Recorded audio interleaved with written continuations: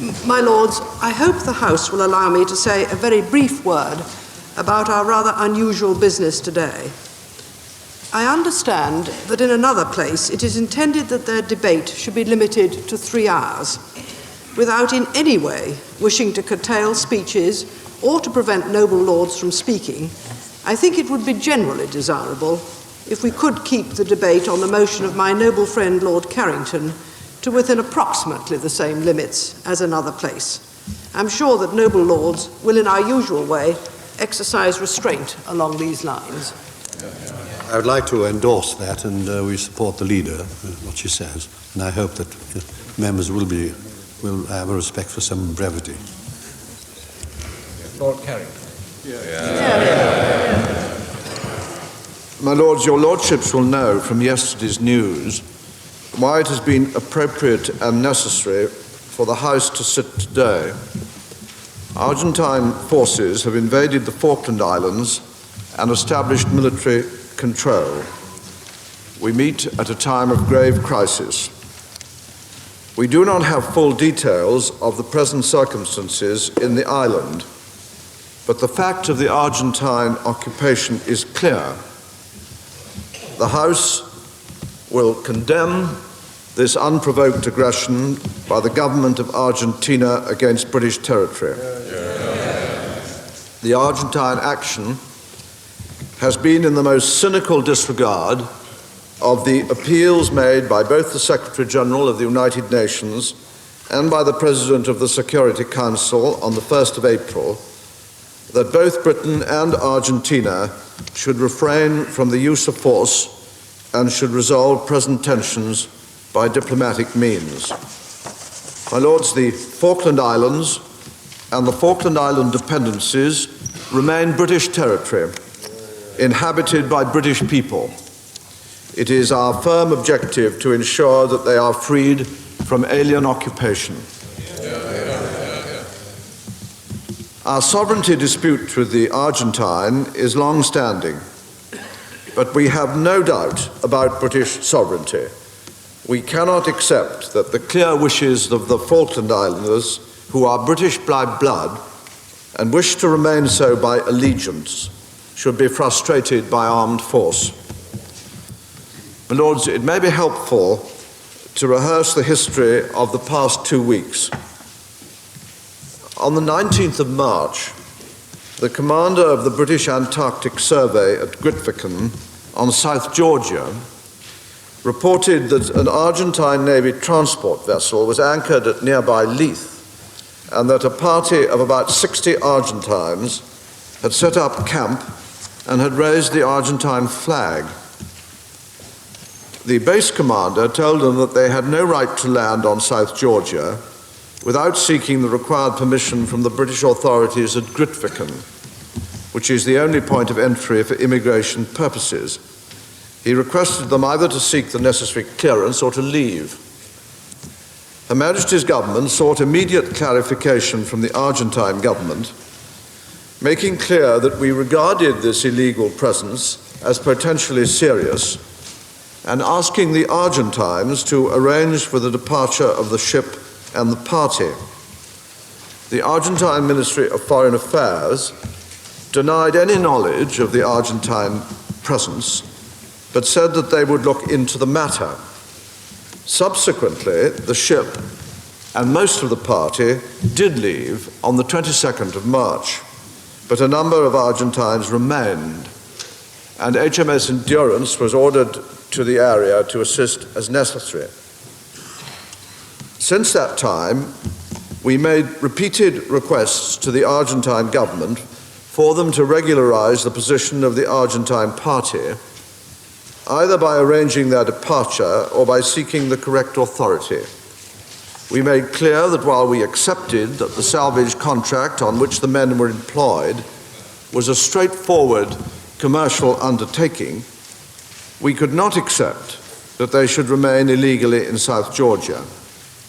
We emphasized throughout to the Argentine government that we nonetheless wished to do everything possible to avoid this incident developing into a serious confrontation, and we made all possible efforts to resolve the problem through diplomatic channels. All our initiatives, however, were rejected. It became increasingly clear that the Argentine government was bent on confrontation. They asserted that South Georgia was Argentine territory and that the Argentine men at Leith would be given all necessary protection by the Argentine government. My Lords, in a further attempt to defuse what was now clearly developing into a most dangerous situation, I sent a message to the Argentine foreign minister proposing the dispatch to Buenos Aires of a personal emissary to work out some means of settling this issue peacefully. On the 1st of April, that is Thursday, the foreign minister flatly rejected this proposal. The diplomatic channel, he said, was now closed, and any further discussion would be simply to arrange the modalities of a transfer to Argentine of sovereignty over the Falkland Islands and the Falkland Island dependencies. In this critical situation, following a personal appeal by the United Nations Secretary General to the British and Argentine governments, we sought an emergency meeting of the Security Council on the 1st of April, which led to a statement by the President of the Security Council calling on both sides to refrain from using force. Our representative associated himself with this statement, but the Argentine representative did not. It was now clear that the Argentine government was set on nothing less than the forcible occupation of the Falkland Islands.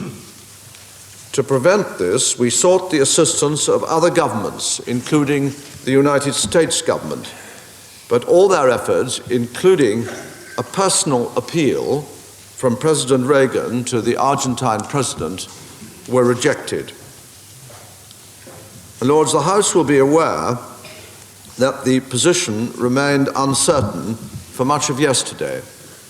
We had no communication with the governor from very early in the morning because of communication and atmospheric difficulties which, as your lordships know, are frequent in that area.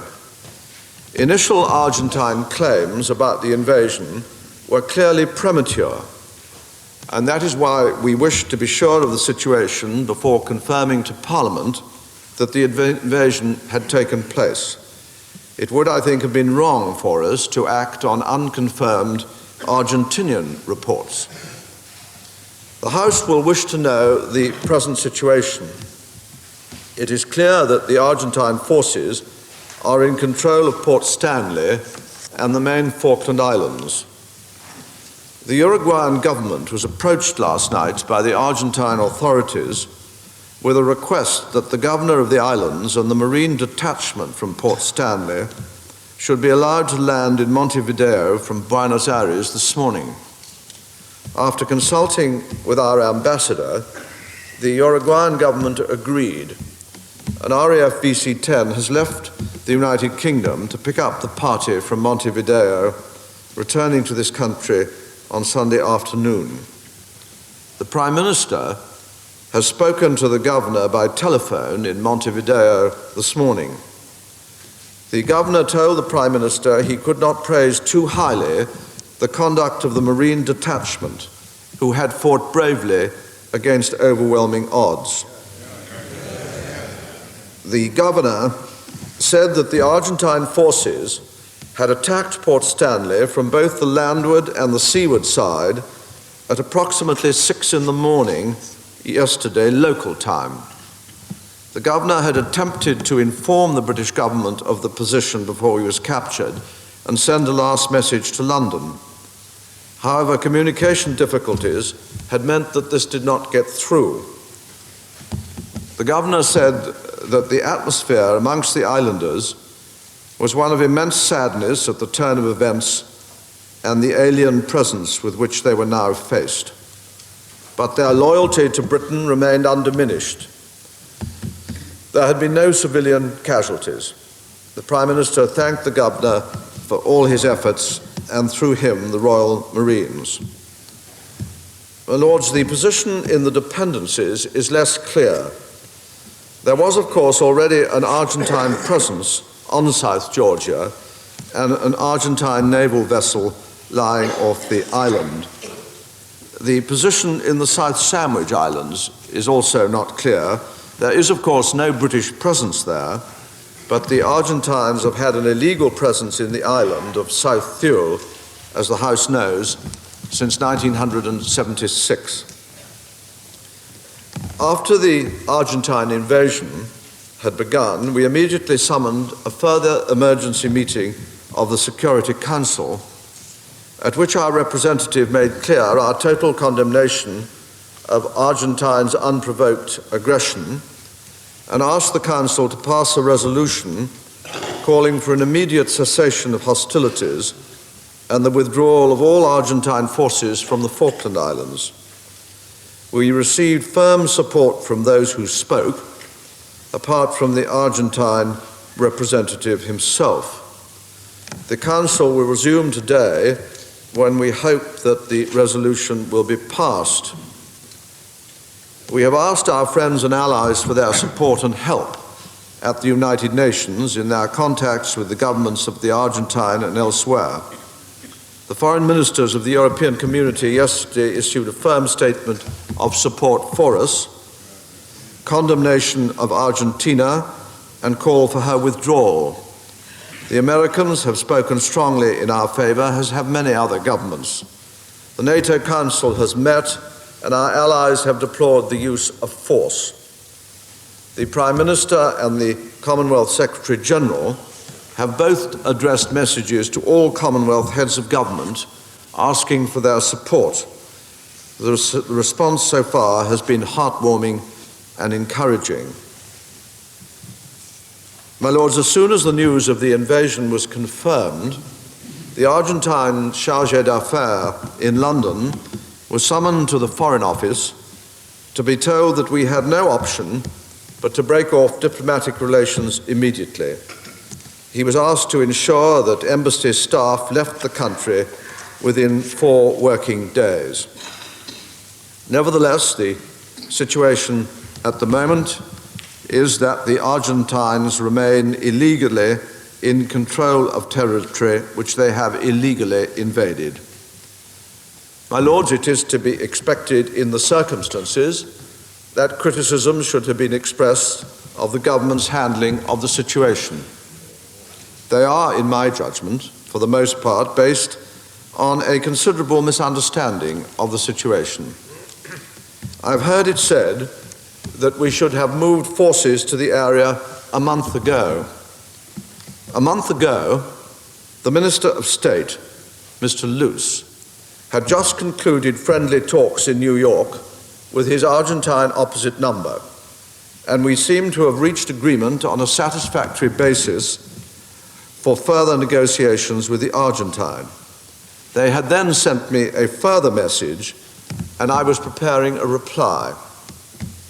It is true that the Argentine negotiator, Senor Ross, appears to have been regarded by some in Buenos Aires as having been too reasonable, and on his return home there was comment in the Argentine press urging the use of other means if negotiations could not be taken forward quickly.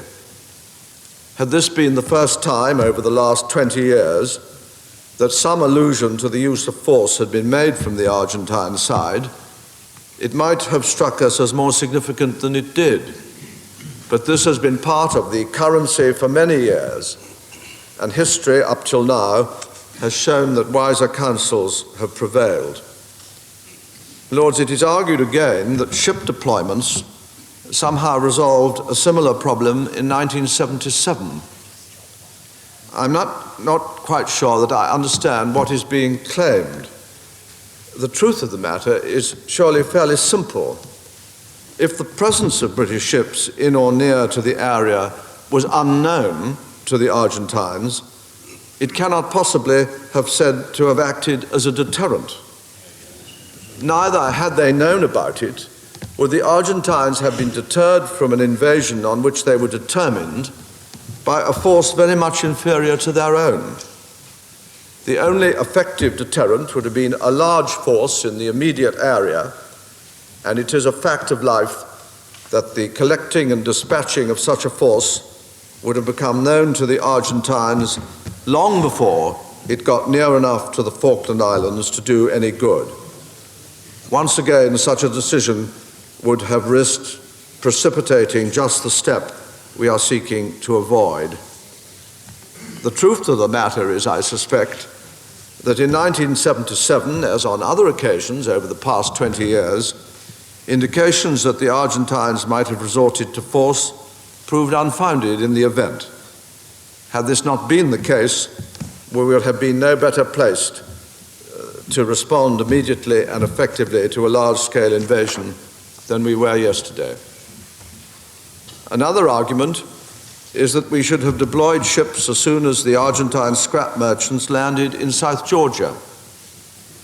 Had we done so at that time, I have no doubt whatever that we should have been accused of inflaming the situation and of reacting in a way quite disproportionate to the problem posed by the presence of a small party of Argentine workers in South Georgia.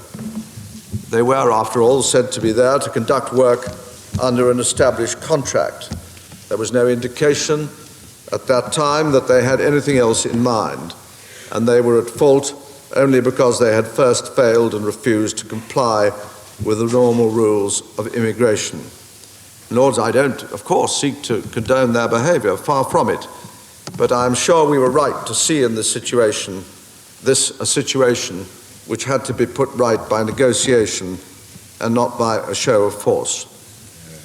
But in any event, and this brings home the geographical problems and difficulties involved, even had we sent ships to the area, as soon as the Argentines landed in Leith on the 18th of March, they would still not have today arrived in the Falkland Islands or South Georgia. Finally, there is the criticism that the Falkland Islands should have been better defended on a continuing basis. To this, I can only say that successive British governments have recognized that we could not sensibly maintain in the South Atlantic naval and air power sufficient to deal with and thus to deter an Argentine invasion on the scale which has recurred. A look at the map and what it requires to maintain considerable naval and air forces 8,000 miles away from base is sufficient to explain why. My Lords, we shall continue to do all we can to ensure that our position is understood by the international community and that the unacceptable nature of the Argentine action is fully appreciated. We continue to wish for a peaceful solution to the situation which has now arisen.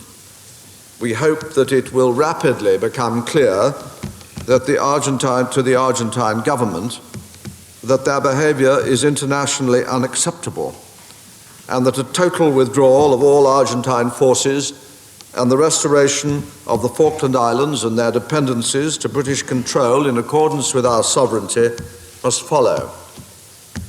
Meanwhile, we have to face the reality that diplomacy may continue to prove insufficient to deal with Argentine aggression.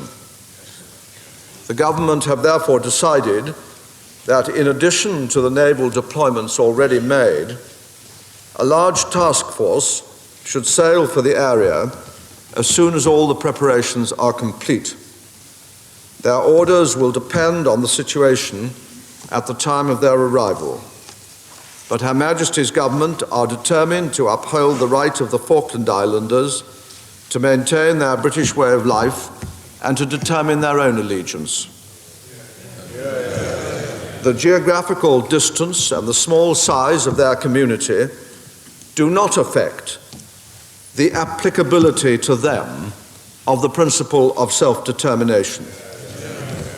I know the House will join with me in making clear to all concerned our resolve to uphold the wishes of the islanders in the face of Argentina's cynical disregard of them. The Falkland Islands are British. The Falkland Islanders wish to be British. Our duty is clear. My My Lords, is the noble Lord moving a motion? Is there a motion before the House? May I ask the noble Lord if he has moved a motion? The question is that the motion standing in the name of the noble Lord Carrington be agreed to. My Lords, it is with very considerable sorrow. Lord Shackleton! Lord Shackleton! Order! Sit down! Lord Shackleton. It is with very considerable sorrow that I have to discuss, and in your Lordship's house for us to debate, a situation which those of us who have had associations with the Falklands and knows their sturdy and loyal and typically British way of life, that we should now know that they are under the rule of a foreign invader. And it is, of course, a humiliation which we must acknowledge. It is, I think, the last occasion I can recall that a colony was surrendered to force was in Singapore. And I think the House will wish to treat the Foreign Secretary with kindness. I shall certainly not stick knives into him, though there are plenty of others on his own benches, particularly in another place, who will wish to do so when they see what has happened in these last few days. Furthermore, I saw him last night and the Secretary of State for Defense on the box. They looked sad. They looked indeed. The Secretary of State was not his usual firm and ebullient self. And I don't want to add to his troubles, all the more so since it is not only it is the history of the British and of previous governments and of Parliament that we find ourselves in a situation of this kind. Nonetheless, there will be some questions I shall want to ask the noble Lord.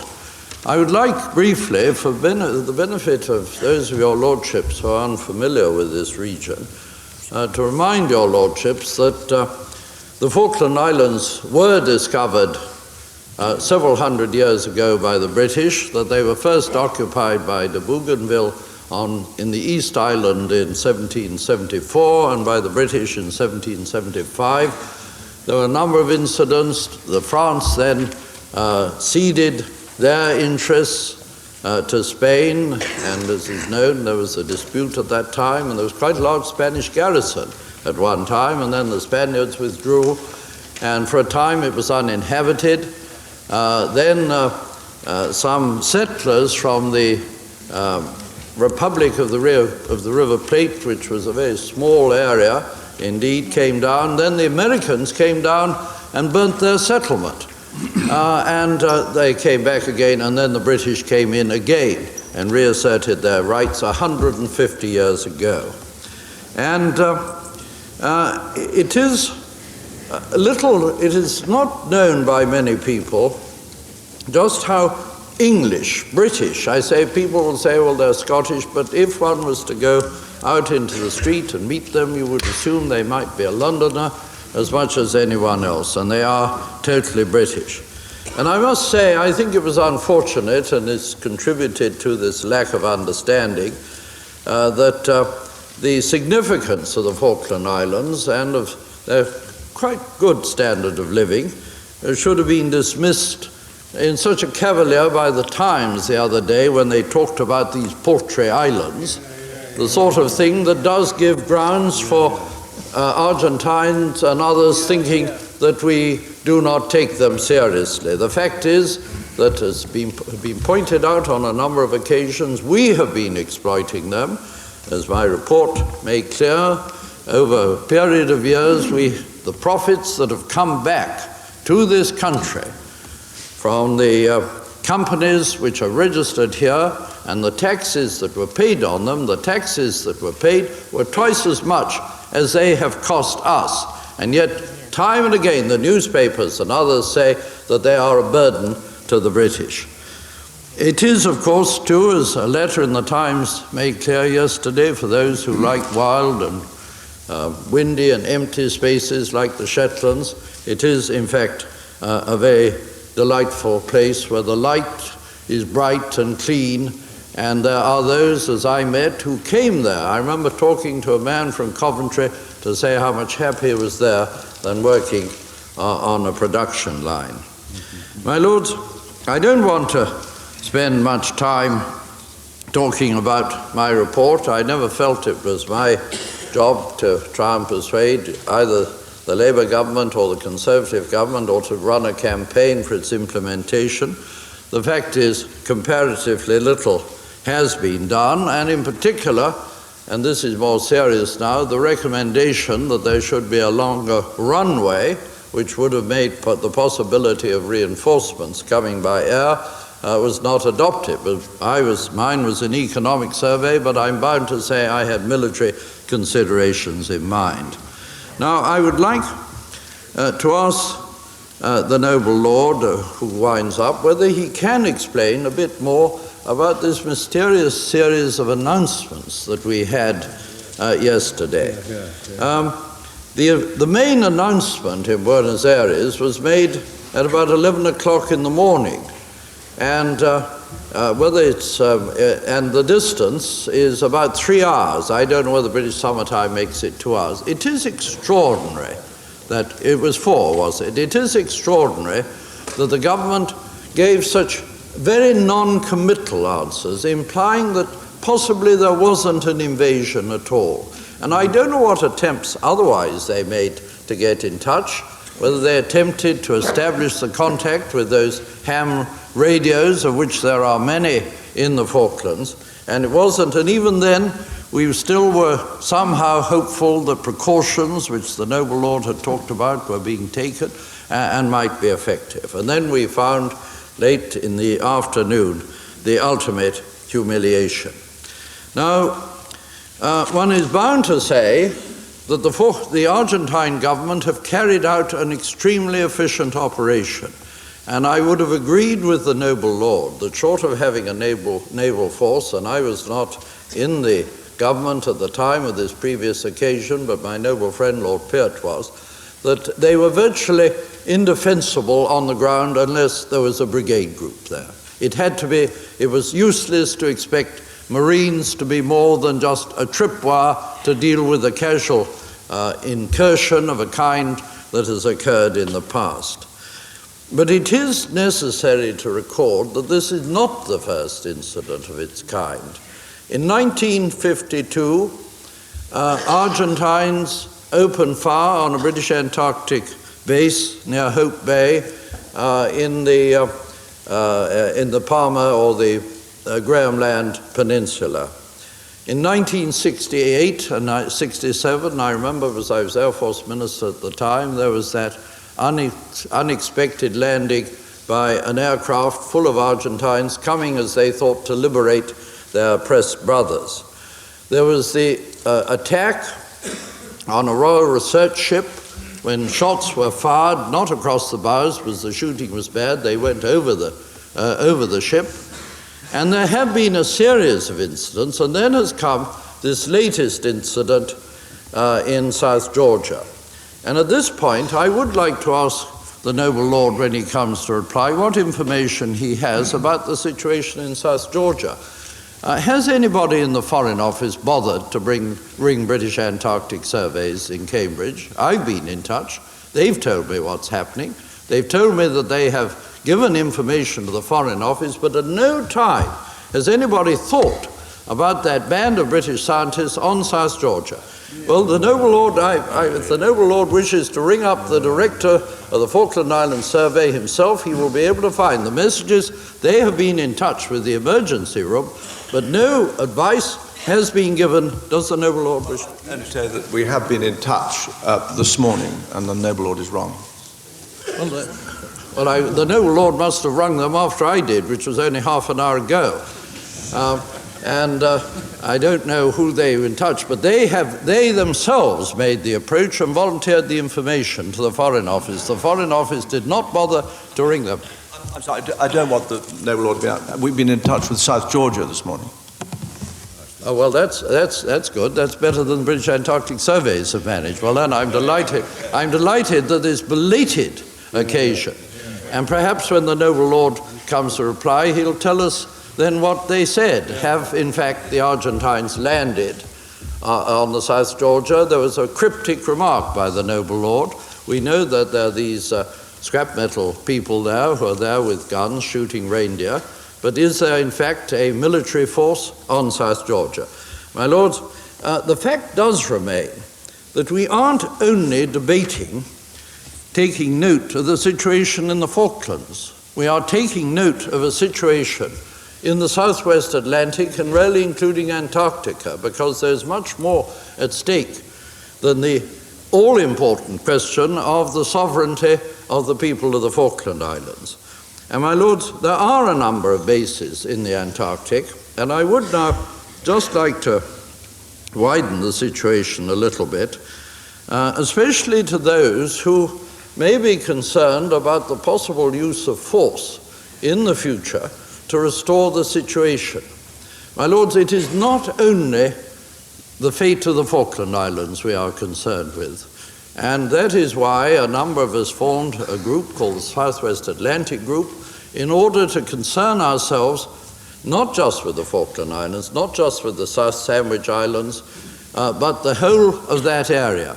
Our noble lords may not be aware that South Georgia, which is to the 700 miles from the Falklands, is of course the other side of the Antarctic convergence, where the cold current comes up and it becomes a sub-Antarctic island. And it is there that we have our main British Antarctic base. Will it be possible, and this is a separate issue, to maintain the really excellent scientific work that is being done? And of course, south of latitude 60, I think it's 60, the Antarctic Treaty prevails, which is due for renewal in 1991. And what is at stake, and what is undoubtedly in the minds of the Argentines, is not just the Falklands, but their claims to Antarctic territory. And they have shown a degree of indifference to international law in the past and now, which shows that those who may think that we should not take steps to restore the situation may realize they may be hazarding a long-term peace in a part of the world which is entirely peaceful. And those who may say there's no wealth there, there is, of course, enormous fisheries wealth, but there is also the need for the conservation of these great areas, and above all to preserve a system which is working at the moment, but which has been put at risk by this latest action. We know that the Argentine dispute with Chile over those islands partly linked to the Chilean and Antarctic overlapping claims in the Antarctic.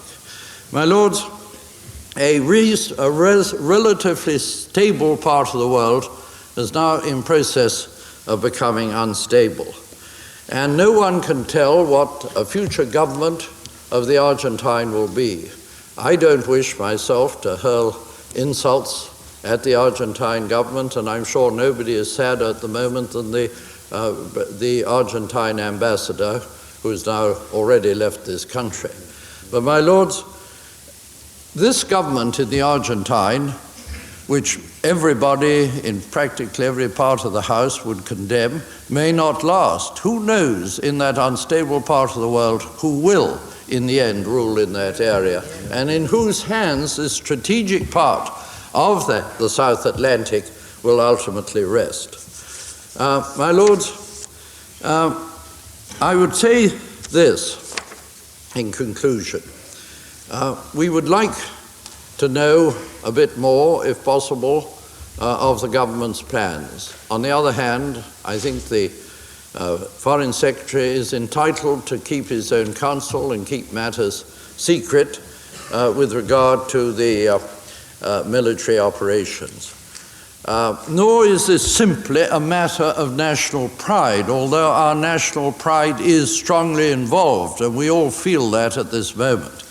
It is, in fact, the preservation of peace in a part of the world which so few people have appreciated the significance. The Argentine has been filled with propaganda for years that the Malvinas are theirs.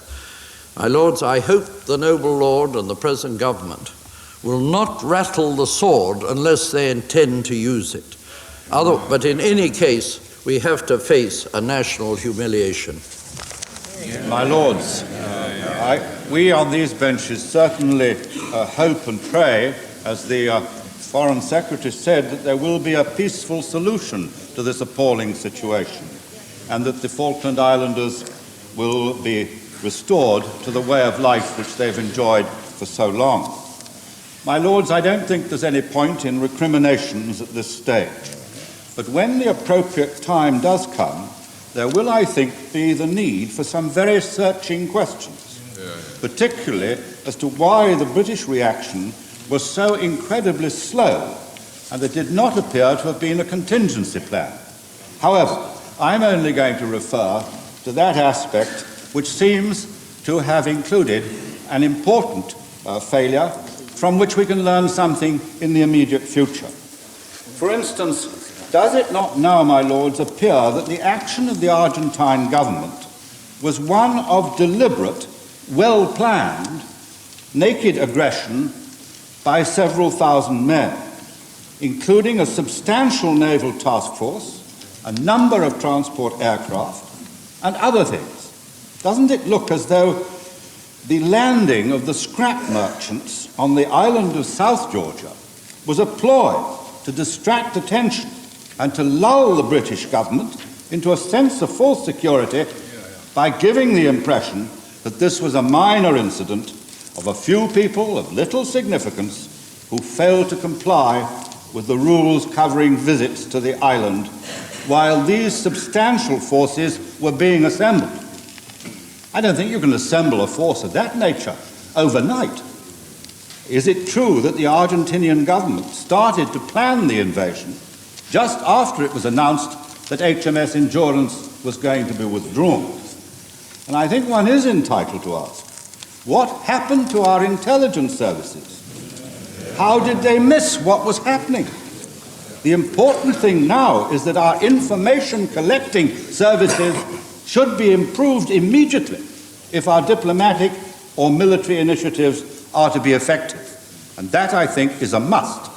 And perhaps we can get some help from our allies and our friends in this area. But I come now to the question of what is to be done next. I think, my lords, it's inconceivable that we should abandon the Falkland Islanders and allow the Argentinians to assume sovereignty. It is important that the Argentine government should not be allowed to succeed in taking over British territory against the wishes of the islanders. It's a totally uncivilized act to do so, and it must be resisted, not just by us, but by all civilized nations if the rule of law is to be maintained. If it's not upheld, it's going to be so much the worse for quite a number of countries in different parts of the world. And in this connection, I think the public support for Britain by France is very much to be welcomed and very much to be appreciated. And I would hope, my lords, that the United States would see it in that light, as a serious threat to peace, and not regard themselves as bound by any treaty of friendship. This is not a question of friendship, it's a question of flagrant aggression against the Charter of the United Nations, and by a country which can put forward no justification for the action which it's undertaken. My lords, I think all of us believe that aggressors have to be stopped if it's possible to do so in the interests of long-term peace. And while I'm in full support of diplomatic moves to force the Argentinians to withdraw, we would also support the government in backing, as they intend to do, their diplomatic stance with a substantial military force. Let us hope it will not have to be used, but I'm sure that is the right attitude to take.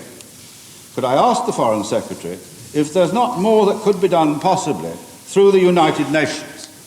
Has a selective blockade of Argentinian shipping been considered? I don't want answers to these, I just put the points forward. Is there any other naval police action which could be taken in those areas, helped perhaps by some of our allies with the support of perhaps the United Nations, although I know the difficulties there are there. But I do think that at the present time we would wish to give full support to the government in helping to uphold the rule of law against naked aggression. I repeat that it is in the interests of no nation that aggression should be seen to be an acceptable method of settling disputes. And in conclusion, my lords, doesn't this make us think very carefully indeed about spending money on Trident at the expense of our conventional forces? Lords, as the noble Lord Shackleton has said, we in this country have lived for many years with a situation in which we knew that if the Argentine was to mobilize her full strength and to attack the Falkland Islands, that no garrison, short of a brigade strength or more, could hold the situation. Nor could any naval force, unless it has been a really naval force, major force, I think, have prevented that invasion.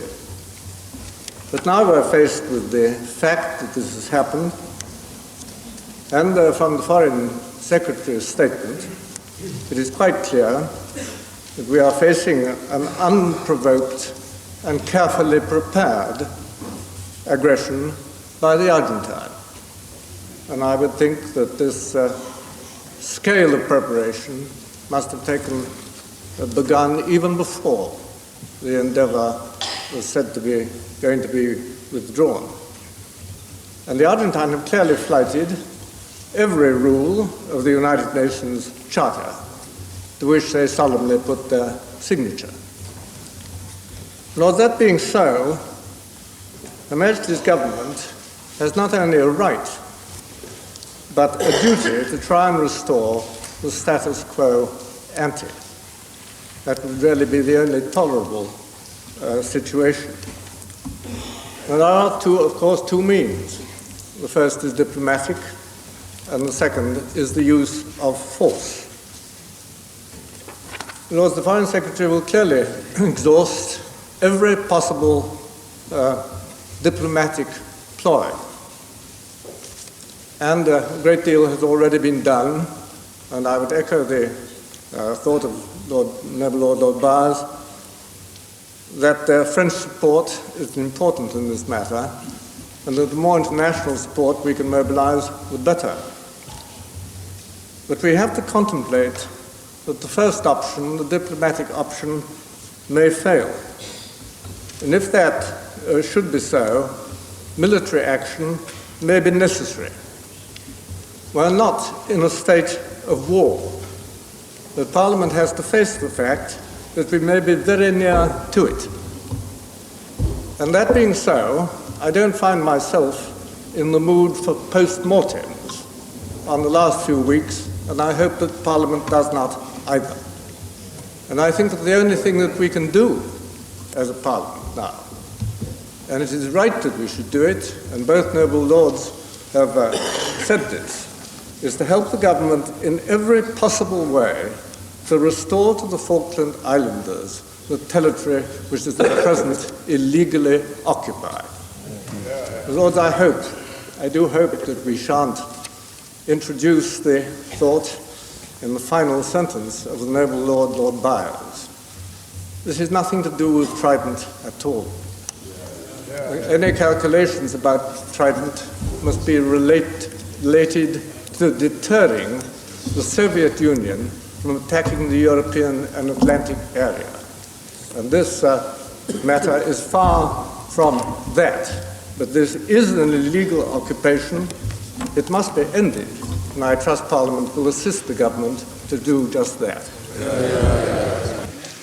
My Lords, it is my view that if this incident in the Falkland Islands had happened perhaps 700 miles away and not 7,000, it would never have happened at all. It is a fact of geography that the Argentine government have been able to behave in this way. Some weeks ago, maybe less than that, I received a personal letter addressed to me purporting to come from the Argentine embassy in this country, and many other noble lords must have received the same, which suggested that the small force of scrap metal merchants on South Georgia were there for a purely commercial purpose and for no other. We now know that to be completely misleading and completely dishonest, because at the same time, whether completely known to us or not, action must have been going on to get together this not inconsiderable naval and military force that the Argentine government has used against the Falkland Islands. If I have any criticism at all, it is if the government didn't know, then what was happening to our intelligence service in that area? On the other hand, until we get the full story, it may be impossible to decide. It is my view that the action taken by the Argentinian government is a divisive action to solidify their own very shaky political situation. It's not very many weeks ago when there was a strong possibility of the present military government in the Argentine being overthrown. And it is this sort of action, as we know, that brings all forces within a country together. My Lords, we still hope from these benches, and I'm so sure everyone else does, that diplomatic exchanges will result in a complete solution to this, whichever way it may come, using NATO and using the United Nations. And it is certainly not the time, in the view of my colleagues on this bench, for political recrimination in this country, or for, as some people have suggested in the press, for head rolling. That time may come, but it is not now. This is time for us all to get together. I hope, with the support of the President of the United States, I hope with all of our allies throughout the whole part of the world, in the diplomatic field only, if necessary, and I hope all that will be necessary. Our hearts go out to the people of the Falkland Islands who must have suffered terribly within the last couple of days, and also to that small and gallant force of our men, some 80 of them we are told, who did try to defend an overwhelming force. We must, and I'm sure we do, offer them high praise. It's the view of myself and my colleagues on this rather small bench to add our full support to the government, to condemn what has happened and hope for a final diplomatic solution. But should it go beyond that, then we are behind the government. My Lord, it would be presumptuous of me to claim that I can speak for the Christian churches as a whole, but there are certain elements in the contemporary and lamentable situation which I believe can be expressed for all those who belong to the Christian church. And the first is the condemnation of the unprovoked and wicked attack that has been made upon the Falkland Islands. Secondly, our detestation of the tyrannical government of the Argentine. And thirdly, our understanding of the difficulties that confront the noble Lord, the Foreign Secretary, and those associated with him.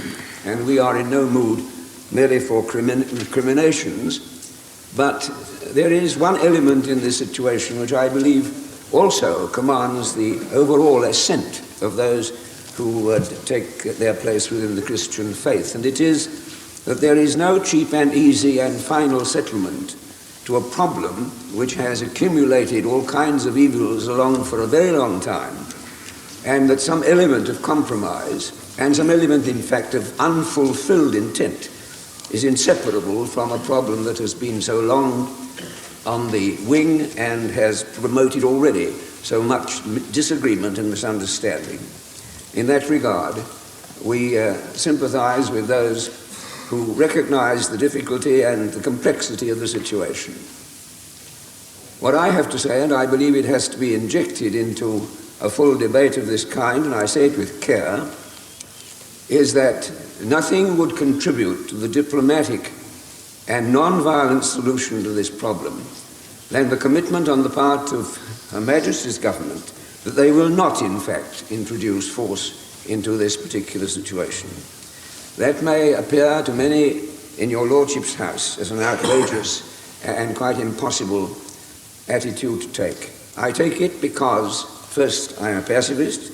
I take it, secondly, because it is an increasing representation on the part of many members of the Christian Church and others who are appalled at the prospect of what can happen once the dogs of war are unleashed.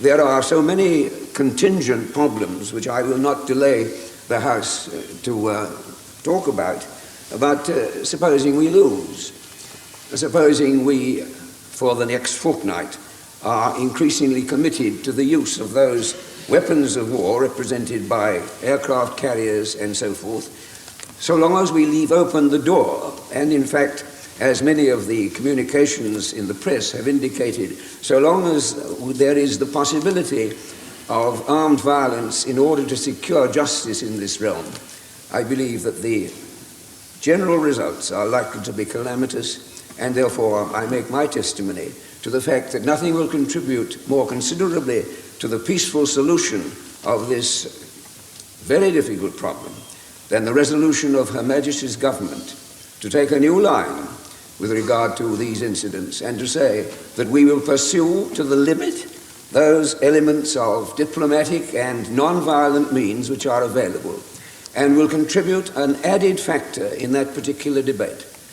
That the moment that we ourselves repudiate the violence which hitherto has been very largely concordant with similar events, we have in fact broken a vicious circle, and by God's grace it may be possible that out of such a commitment there may be a new spirit throughout the world in general for the resolution of problems like this without the use of the armed violence, which can only escalate, I think, into the kind of dramatic and colossal error and futility as well as colossal disaster with which I believe we are confronted. I won't say any more except to make the point which I think must be injected into this particular conversation on this particular day, that we should pursue every means, diplomatic and non-violent, for a solution of this problem, but we should indicate that even if we cannot fully solve it, and even if there are residual evils which will follow on the heels of such programs, we will not resort to that armed violence, which will be the final, I think, confession of failure on the part of ourselves and others to meet the resurgent problems of this present day by the use of that violence which has corrupted good measure and has falsified loyal and decent applications and hopes over the centuries. I make that commitment, I make that witness, and I finish by saying that I believe that there is a very considerable and growing temper of spirit within Christians and others to think that the first country which is prepared unilaterally to renounce violence as a means of solution of justifiable problems is the one which can hopefully look to a future of peace for the rest of the world. My Lords, if Her Majesty's government were to follow the advice of the noble Lord who has just spoken, I think we could say goodbye to any prospect of securing the liberation of our fellow countrymen in the Falkland Islands. Now, the situation, of course, is far too serious to waste time discussing whether or not the government should have acted sooner or not. I think my noble friend, the Foreign Secretary, has explained the difficulty of the situation and not only the obscurity of the position, but also the dangers of exacerbating the situation and possibly bringing on a crisis which could otherwise been avoided through the United Nations. I think we ought to concentrate our minds on what needs to be done now.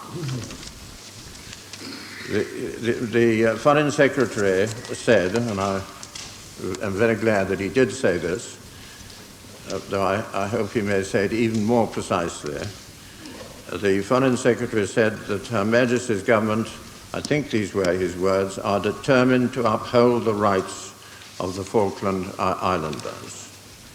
In my opinion, the only way of securing a peaceful withdrawal of the invaders is to make it absolutely clear to the Argentine government that the British government mean what they say.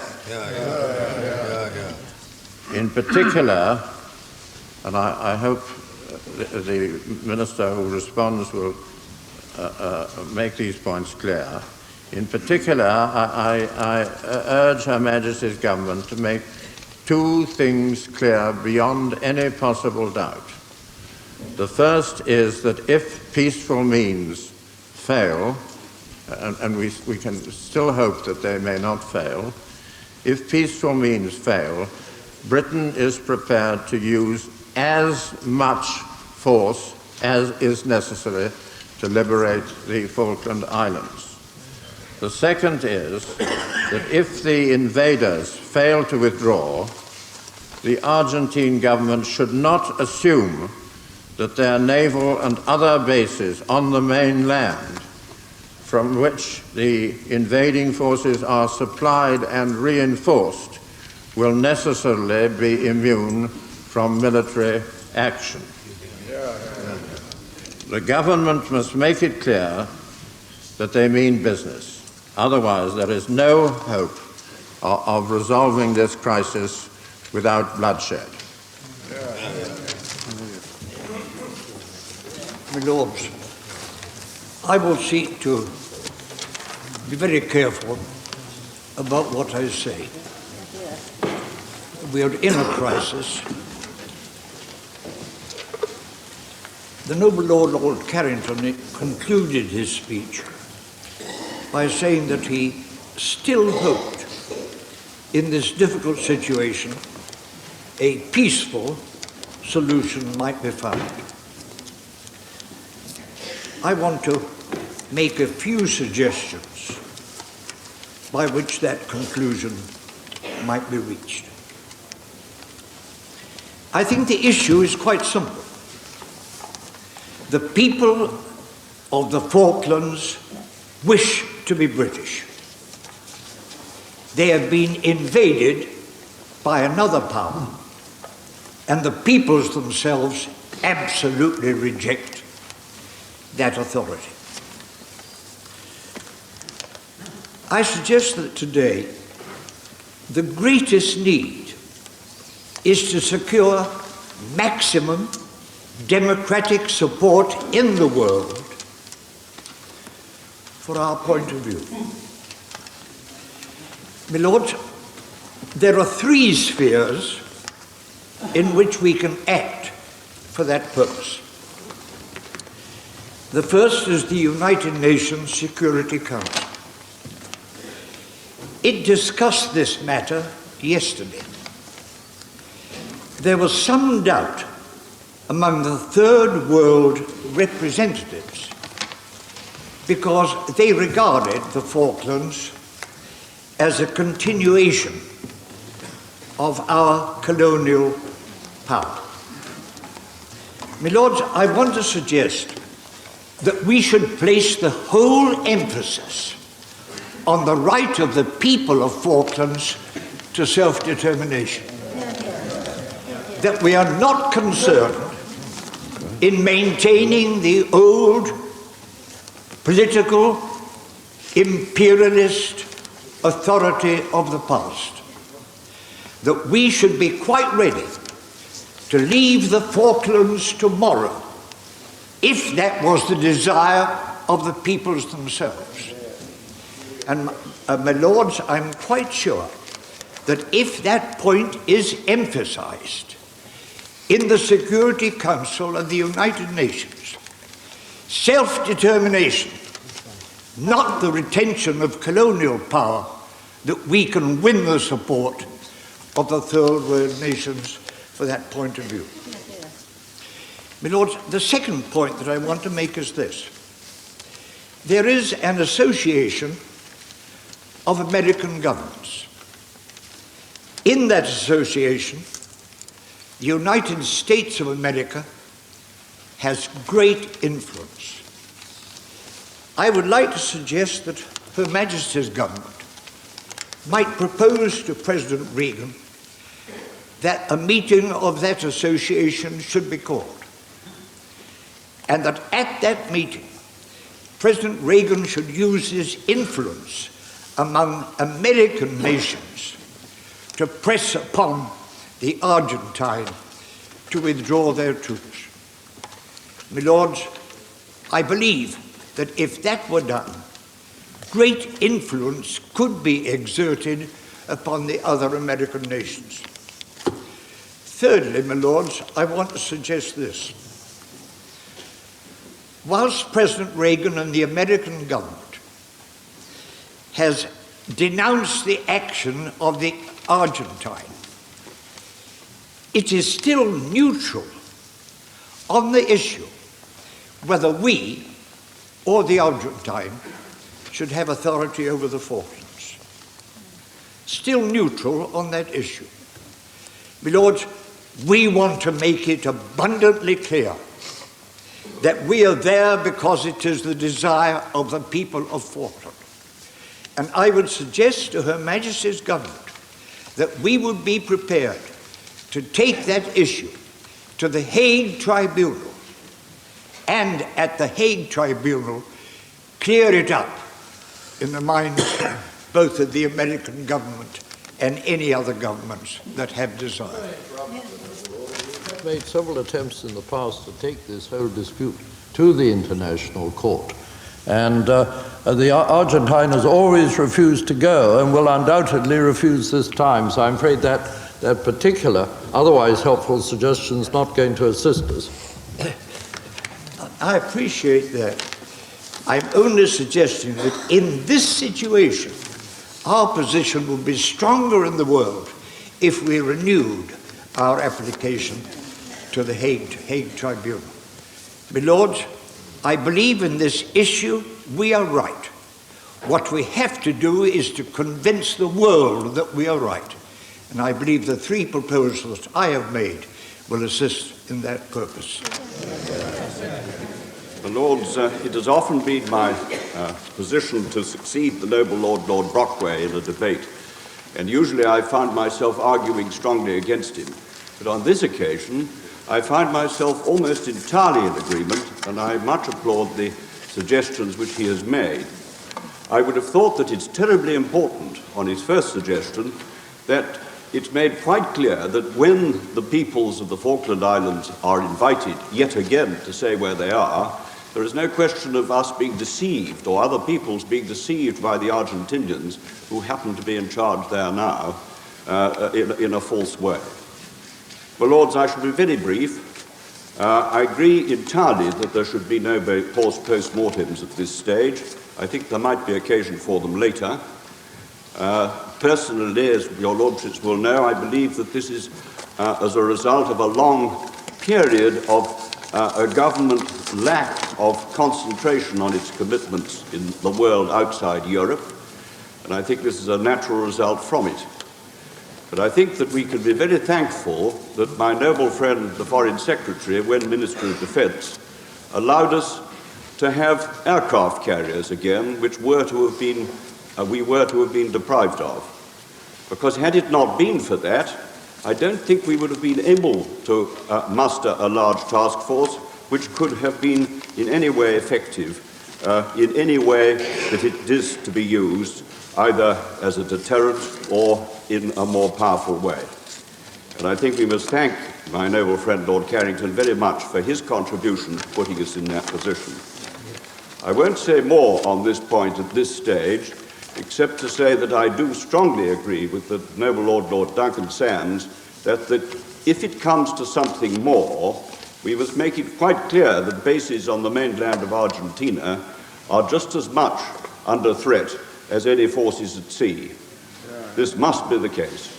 And I wish, in conclusion, my lords, very much to join with all those who would encourage the government in its deployment of a task force down to the South Atlantic to be used in the most appropriate fashion that seems right at the time. And I wish that task force every success if they are called upon to go into action. My lords, I rise to express my warm agreement with the first point made by my noble friend Lord Brockway, and my warm agreement with noble lords who have said that we should use every effort under our command to avoid the use of force. And I would add, in negotiations on the main issue which we dispute with the Argentine, to make concessions to the Argentine in any way we properly can if the negotiations show any chance of reaching success. But the main thing I want to say is different. The Argentine would like the world to think, as some third world countries in the Security Council wanted the world to think, that this is one more step by the Argentine in what President de Gaulle called the necessary decolonization of the world. If that were so, if the peoples of the Falkland Islands were seeking self-government and independence, I should be on their side. And I hope and believe that the whole House and our government would likewise be so. But that is not the case.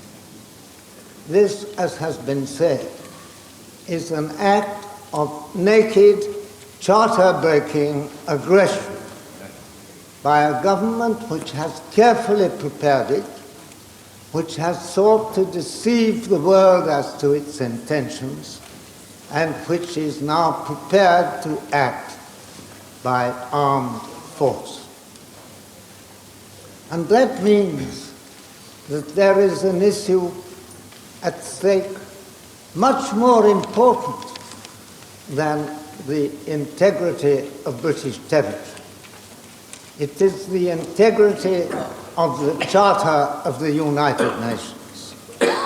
Alas, alas, the Charter has been disregarded by many people, including all the permanent members of the Security Council.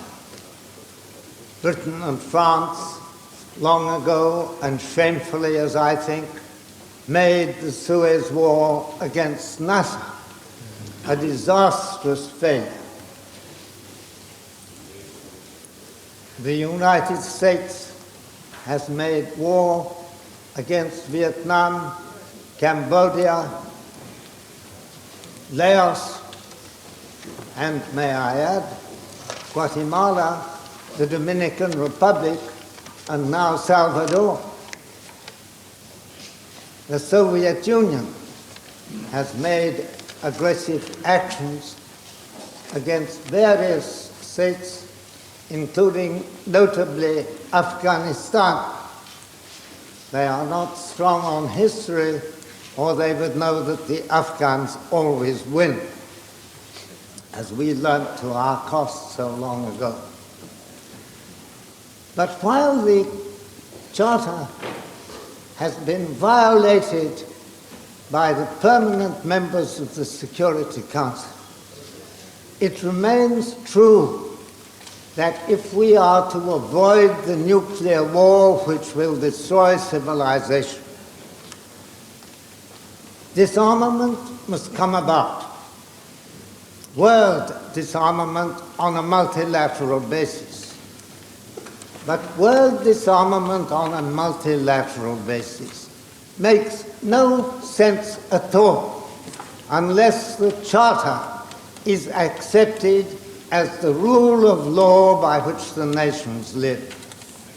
And here, as I think, is a chance for the integrity of the Charter to be re-established.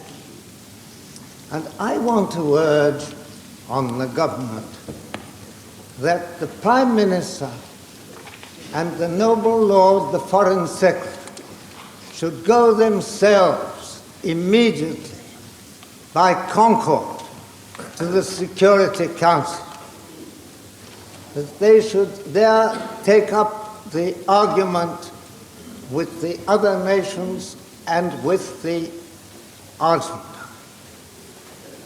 I want to urge that the Prime Minister and the Foreign Secretary should invite President Reagan and President Brezhnev to go with them to the Security Council. Mr. Trudeau of Canada, the Prime Ministers of other countries, Monsieur Mitterrand, the President of France, they should try to make the Security Council the body of the greatest authority which has ever met in the history of international affairs. And they should there urge that the Argentine should be restrained by joint action. Joint action, in the first place, of a peaceful kind. The word sanctions has been given a horrid ring in the ears of many people. But there are various kinds of sanctions. And I have always believed that one of the most powerful might be diplomatic sanctions, the withdrawal of ambassadors from the capital of the offending state. There was one occasion in the past when that was proposed by a British delegate. It was when militarist rebels in Japan made an aggression in Manchuria against the will of their own government. So much against the will of their own government that they had to kill three Japanese prime ministers before they could make their aggression succeed with the creation of the phantom state of Manchu Kuo. The third of the prime ministers to be killed was a remarkable man by name Inyu Kai. His granddaughter is my intimate friend. I was with her in Geneva yesterday morning and discussed the events of 1932 when her grandfather was killed by the militarist rebels. Lord Robert Cecil, the great founder of the League, proposed on that occasion. By chance, he was our delegate in the Council of the League. He proposed diplomatic sanctions, the withdrawal of the ambassadors of all the members of the League from Tokyo. I was in Geneva at the time. I knew no one there who did not believe that if the diplomatic sanctions had been imposed, peace would have been restored, the Japanese people would have compelled their militarist rebels to withdraw. That was the view of the great Foreign Secretary of Belgium, Mr. Ymons, who was the president of the First Assembly of the League of Nations, and by chance again, president of the Assembly of the League, which was dealing with the Manchurian question in 1932. It was the view of Monsieur Rollins, legal advisor, my friend Henri Rollin, with whom I discussed the point only a few weeks before his death in 1973, and he entirely reinforced my view that diplomatic sanctions would have been decisive. In any case, I believe that that measure might have an enormous effect today. As a noble lord has said, there are strong forces in the Argentine against their military government. That is why this coup has been made. But if we stand on the Charter, it may well be that diplomatic sanctions would bring those forces in the Argentine to our side, and perhaps they might even triumph there and topple the government which has felt itself so insecure. My lords, I terminate by begging the ministers, the Prime Minister, and the noble Lord, the Foreign Secretary, to consider that this is an opportunity which may not recur. And as Arthur Henderson said in opening the Disarmament Conference of 1932, history is a record of opportunities lost as well as of opportunities seized.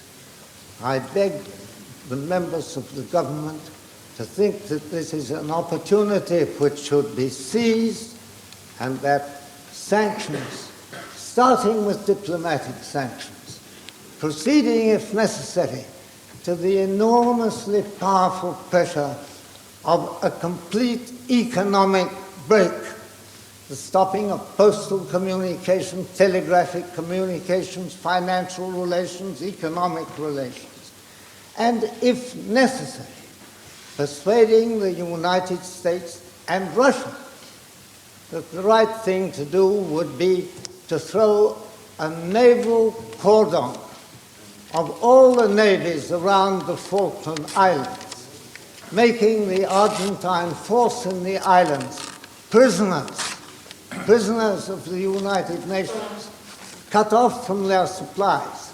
I feel that by those progressive measures, this serious problem, which affects the future peace of the world in so intimate a way, may be peacefully, successfully, even gloriously resolved. May I, with your permission, bring the House from 1932 to 1982? If by an action of the Security Council of the United Nations, the inhabitants of the Falkland Islands could be returned to the sovereignty which they enjoyed, no one would be more pleased than members of your Lordship's House, including, I am sure, the noble Lord, the Foreign Secretary. But we have to see the world as it is. We have to see the United Nations as it is, a place which no doubt embodies high ideals, but which is also the place in which nations pursue, and groups of nations pursue, the objectives that they have in mind. There is no reason to believe that on this occasion things will be any different. How far it would be possible to bring collective action to bear on Argentina will depend upon the foreign policies of that country. For instance, the close relationship in economic matters, which it has, despite its fascist complexion, built up with the Soviet Union, and other considerations which cannot be far from the minds of members of your Lordship's House.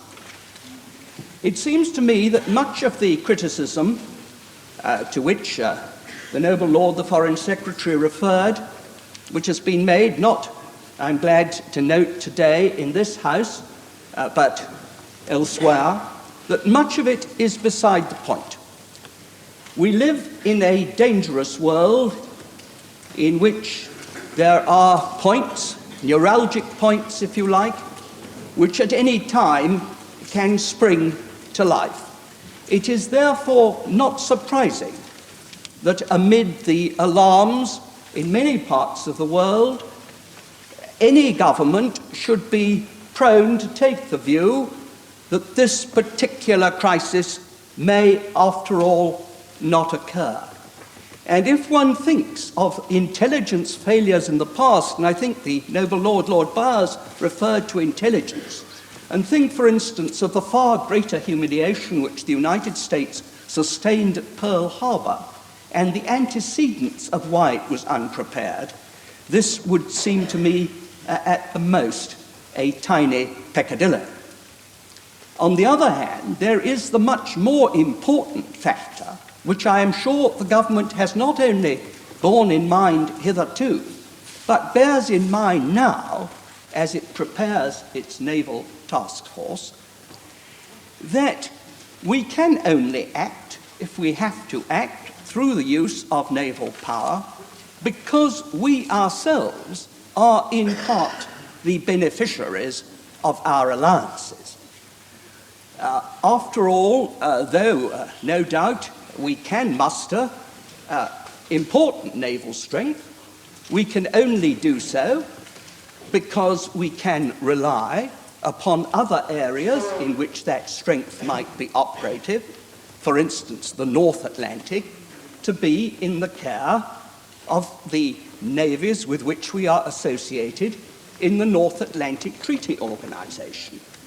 And it is very curious to find people who continually attack directly or by implication our alliances, and in particular our alliance with the United States, and yet demand of the government active naval operations to meet the Falkland Islands crisis, and do not see that there is this intimate connection between what Britain can do in a crisis of this kind, by which she is primarily affected, and what she is able to do because of her existing alliances.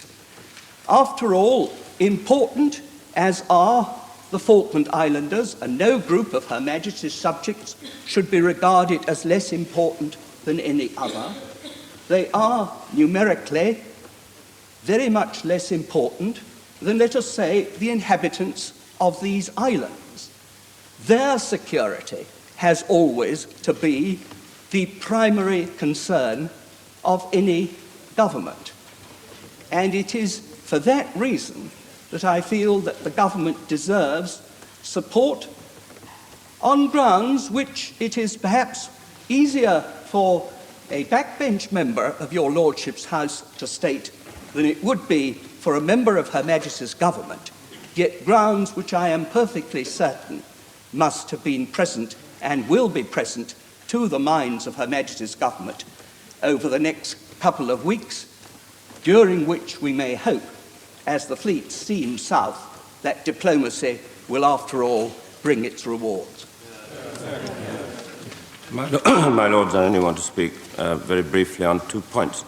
One, having been in Argentina, South Georgia and Falklands within the last month, I would like to say that I myself can attach no blame to the government for not anticipating or expecting this massive invasion on such a huge scale. And I have to concede and admit that I did not expect it. I also had a long private talk in Buenos Aires with the Foreign Minister, Dr. Costa-Mendez, and I hadn't got a clue about it, although I did pass on that I thought that casual landings like that in South Georgia were quite possible. Certainly the Falkland Islanders didn't expect it. And I think, my Lords, the reason why nobody expected it was that we are, after all, and I've been taking a great interest in them, as have many of your Lordships, in the midst of honourable diplomatic negotiations with Argentina, and that the last session only took place in February. And this was clearly being planned and must have been plotted for a very, very long time. And how could we expect any mature nation that cares about its international prestige to perpetrate such an act at this time? Now, secondly, my Lords, may I briefly make quite a different point. I do understand and sympathize with the heady reaction and sense of outrage, which indeed I share. But the situation is very much more delicate and more complicated, and not quite so simple as some of your lordships may see if they haven't been there.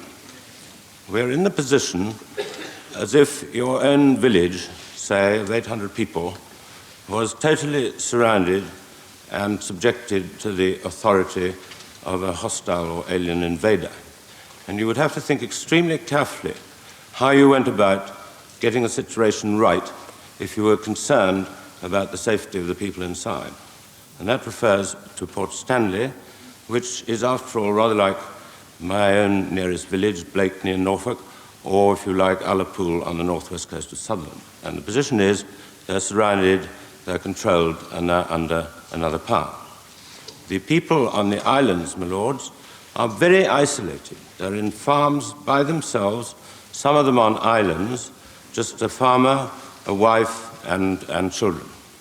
And they are totally dependent for their communications on the 2 seaplanes and 1 islander, which ply back and forth, which are now under the control of the invader.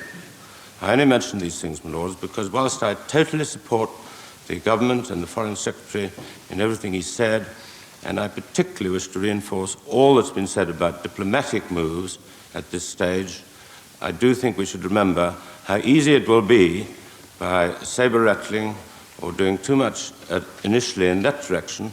It'll have 2 consequences. One, it is bound to form up everybody on the side of the military junta in Argentina. That is the way to close the ranks. Secondly, there is always the anxiety and concern for the scattered individuals who are now quite powerless to do anything about their own fate. I therefore ask your lordships to back the government and the Foreign Secretary in everything he said about diplomatic moves, and that we must try and bring the world to impress upon Argentina and the statesmen in Argentina, many of whom we know and are friends, what a dismal and appalling and reckless thing they've done. My lords, I would strongly agree with what has just been said about the need and our duty to support the government in any of the measures, diplomatic or military, that it may feel necessary to take in the coming weeks and months. I think, however, I'm entitled to add this. We've been told by several noble lords there should be no post-mortems, at any rate not now. Well, I would accept that. And I'm sure they would have given just the same advice if it had been under the guidance of a Labour government that this country had landed itself in this position. But those of us who are normally the government's opponents have, I think, the right to say that at an appropriate time there are a number of questions that will still need to be asked, and which, with great respect to the Foreign Secretary, his speech today did not fully answer. I don't propose to pursue that any further, because we have now to consider what we do in this situation.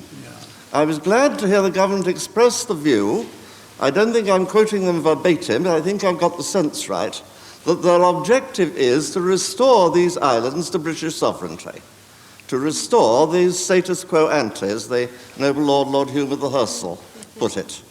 And I don't think there ought to be any doubt about that, despite the fact that it could be an extremely difficult and unhappily long operation.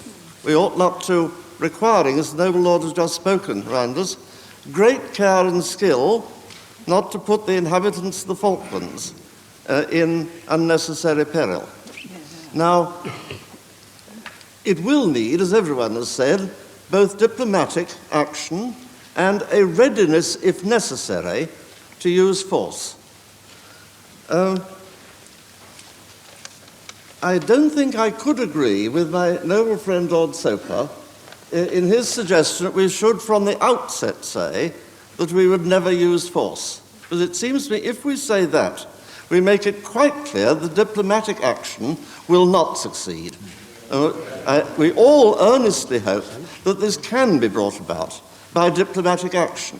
And a number of suggestions from many quarters have been made, which no doubt the Foreign Secretary will carefully consider. Those are my noble friend Lord Noel-Baker, noble friend Lord Brockway, and many others. But we shall get nowhere with that if it's clear that in the end we are not prepared to use force to put the situation right. The more clear we are about that, the less likely that things will come to that pass. This is a situation that occurs over and over again in international affairs. And it's been demonstrated time and again that this is the kind of situation where resolution is above all what is necessary.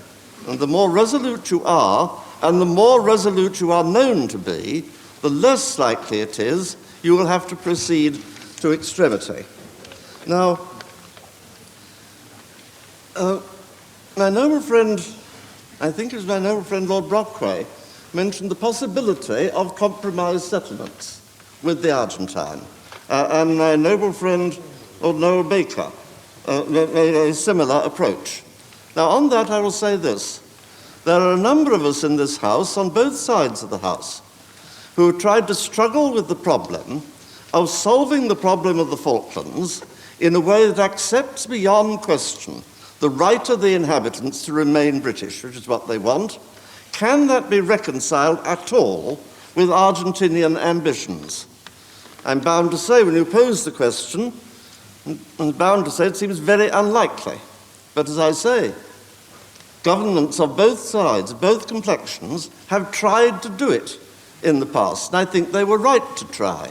And it might one day be possible to find an answer. But if we're to begin on that tack, we must begin from a situation where these islands are restored to their lawful sovereignty first. We cannot engage in that kind of dialogue with the Argentine as things now are. Once this invasion is rubbed out, obliterated from history, the islands are under their proper sovereignty, we may then begin again as peace-loving nations to see if there is a peaceful answer. But that cannot blur the fact that the restoration of the islands to British sovereignty is a first essential. Now, why do I say that? I don't think any of us are likely, at this stage in Britain's history, to fall victims to chauvinism and to flag-wagging. But I think we know this. It is not only the Falkland Islands that are in question, as my noble friend Lord Shackleton pointed out very forcibly from the front bench. There are our claims in Antarctica as well. Moreover, we live in a world where any day of the week a new scientific discovery may turn what somebody had supposed to be a derelict, useless island or a barren tract of land into a positive treasure house. That can happen at any time. Therefore, the temptations to aggressors are considerable. And the rule we have learnt so repeatedly, that if you once let the aggressor succeed, he is likely to try again, and other aggressors are likely to try again. This is so obvious, platitudinous a proposition that people sometimes forget it. It's always important to remember that the solid fact about platitudes is that they are true. And that if the world sees somebody getting away with flagrant aggression with impunity, it is more likely that either he will repeat the aggression or that somebody else will follow his example. And this is the more likely to be true when, as I say, new scientific discoveries can so greatly increase the rewards of aggression at any moment. This is why, therefore, although I hope I'm under no illusions as to the seriousness of what may occur if with all our efforts diplomacy fails, I would still say we must proceed with whatever action is necessary to restore the islands to British sovereignty. And to British sovereignty has been suggested, not because we have a passion for putting the Union Jack all over the map, but because that happens to be what they want. I do assure my noble friend Lord Brockway this point, that we stand up for the Falklands because they want to be British subjects. We are not fighting for empire, but for self-determination and for the principles of the United Nations Charter. I do assure him successive governments have made this clear over and over again. I'm afraid there are some governments in the world who are not prepared to listen, but he is right in saying that we should go on saying it and go on emphasizing it. My Lords, we've been reminded in the newspapers that this is the first time Parliament's met on a Saturday since the Suez Crisis more than a quarter of a century ago. But there is one very great difference. At that time, a large section of the population deeply and sincerely believed that the course of military action on which their government was engaged was wicked and stupid. And the whole situation, therefore, was an unhappy one for Britain. Now the government can be assured, whatever criticisms it may deserve or may subsequently be made about its handling of the matter in the past, it goes ahead in trying to deal with this matter now with the full and solid support of the nation behind it. But don't let us forget what solid support means. It means the men who will be in the ships that will be going out to the South Atlantic. We do well to remember that it is on their valor and training and discipline that the whole thing depends. If that disappears, all the counsels of statesmen and the wisdom of diplomats falls down like a house of cards. I conclude what I say, therefore, my own expression of goodwill towards them. My Lords, I welcome very much the speech which has just been made, which echoes my own sentiments entirely. I speak, my Lords, as one who, as a historian, has devoted a great deal of time to the study of Latin America, a continent which I like and whose people I admire. This gives to me an extra force in my expression of repugnance for this treacherous attack on a peaceful and innocent community by a government which, in all due deference to the noble Lord Buxton and the noble Lord Shackleton, has incurred over the last 10 or 15 years obloquy, both for its mismanagement of its economy and for its treatment of its political opponents. It is absolutely intolerable to think, as the Times put it very well this morning, that British subjects, however many British subjects, should be now at the tender mercies of that government. I only wished to put one question and to make one reflection. The question is this. It is assumed that we're not at war. The noble Lord Duncan-Sandys, I think, or perhaps it was the noble Lord Hume, said we're not even in a state of war. I wonder at which stage, at which step, we are likely to consider ourselves at war. After all, the concept war, although it has not been much used since 1945, has its uses. It, for example, can probably enable governments to do many things which they may feel essential to do, but which they might not otherwise be able to do. It also is something which is likely to be able to concentrate the minds of the public upon the unfortunate and evil facts of life or the modern world. My reflection is simply this.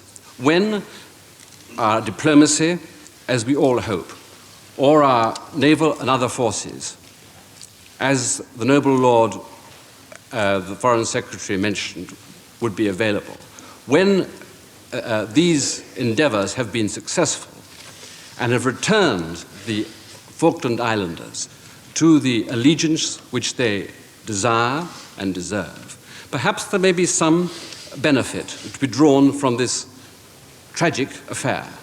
And that perhaps could be this, that it could be a reminder to the peoples of this country and perhaps of Europe as a whole that nothing has happened since 1945 to prevent states using the idea of force as an instrument of state policy. We have tended sometimes to forget that. Although this reflection may be of little comfort to the Falkland Islands at the moment, it perhaps could be of permanent benefit to ourselves.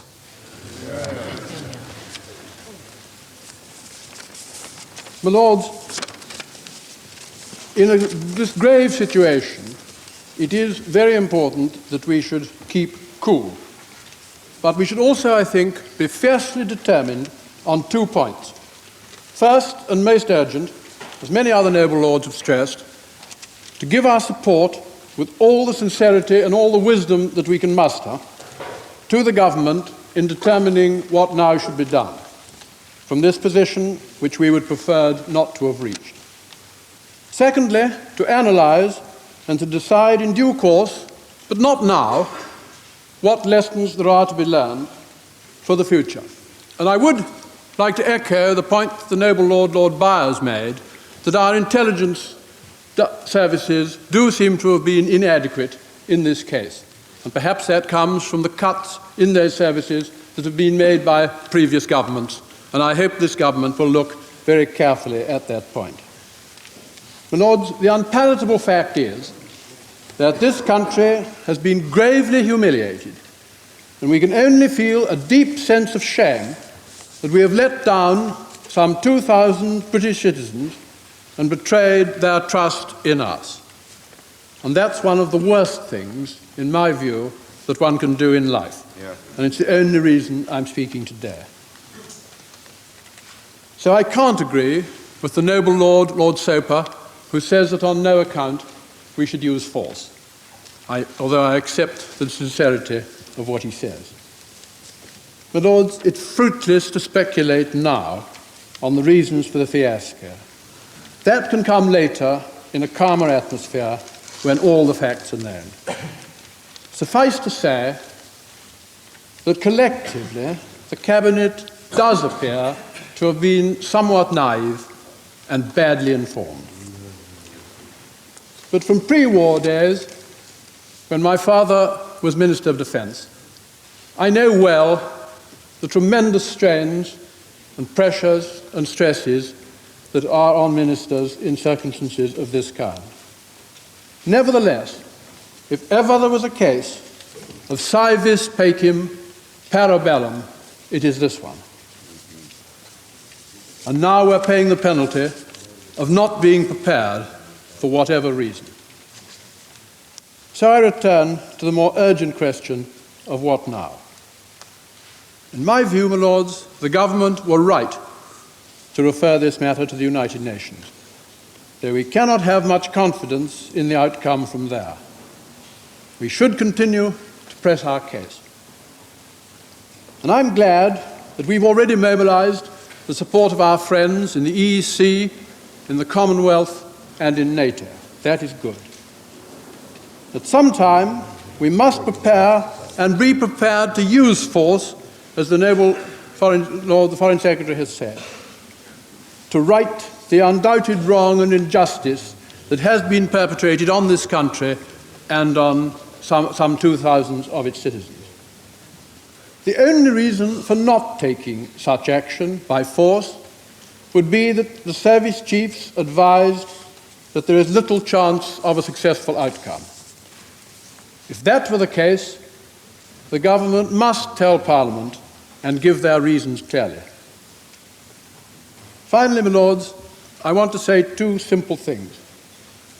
First, to express with all sincerity our sympathy to the Prime Minister and the other ministers involved in this difficult time, and particularly to my noble friend Lord Carrington, who has given such enormous services to this country. Secondly, we do applaud the firm statement which he made when he spoke at the outset of this debate. Secondly, my Lords, and clearly I am not alone in saying this, in this grave situation, we must stand firmly behind the government, come what may, as long as they are showing that they are taking determined, effective action to resolve this sad situation. And we must encourage them to do just that. Lords, the view has been expressed, and I'm sure it will be expressed in future, that the government are themselves responsible in some degree for the situation we find ourselves in today. But be that as it may, as our other noble lords have said, this is not the time to go into that. I think, however, it is the time to ask ourselves precisely what we can do about the situation we are in, whether we should have been in it or not, neither here nor there. I think that, first of all, we've got to recognize that although the action of the Argentinian dictatorship is almost universally condemned, or at least very widely condemned, there is, unfortunately, no support for our basic position in the Falklands. Now, here I venture to disagree, I'm afraid, with my noble Lord, Lord Brockway. I think there is very little chance of gaining widespread support in the Third World for the proposition that the Falkland Islands should permanently remain within the control of the United Kingdom.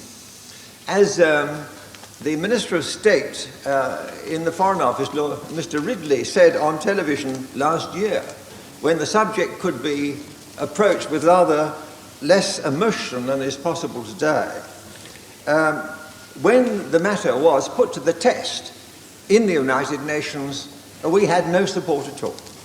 We had no American support, we had no Commonwealth support, no EEC support, no support whatever from anyone. I draw a distinction, a total distinction, however, between the lack of support for our basic position and, on the other hand, the very widespread condemnation of the action of the Argentinian government. Now, why is it that our basic position, which seems to us, I think, to be strong, lacks support throughout the world? I think our position, as we see it from our own eyes, is a strong one. But let us imagine that the Shetlands were populated by Spaniards, and that Spain said that they must rule the island until such time as the people freely opted to become British. We can perhaps, if we hold that rather strange idea in our minds for a moment, begin to see that the situation appears differently to others than it does to us.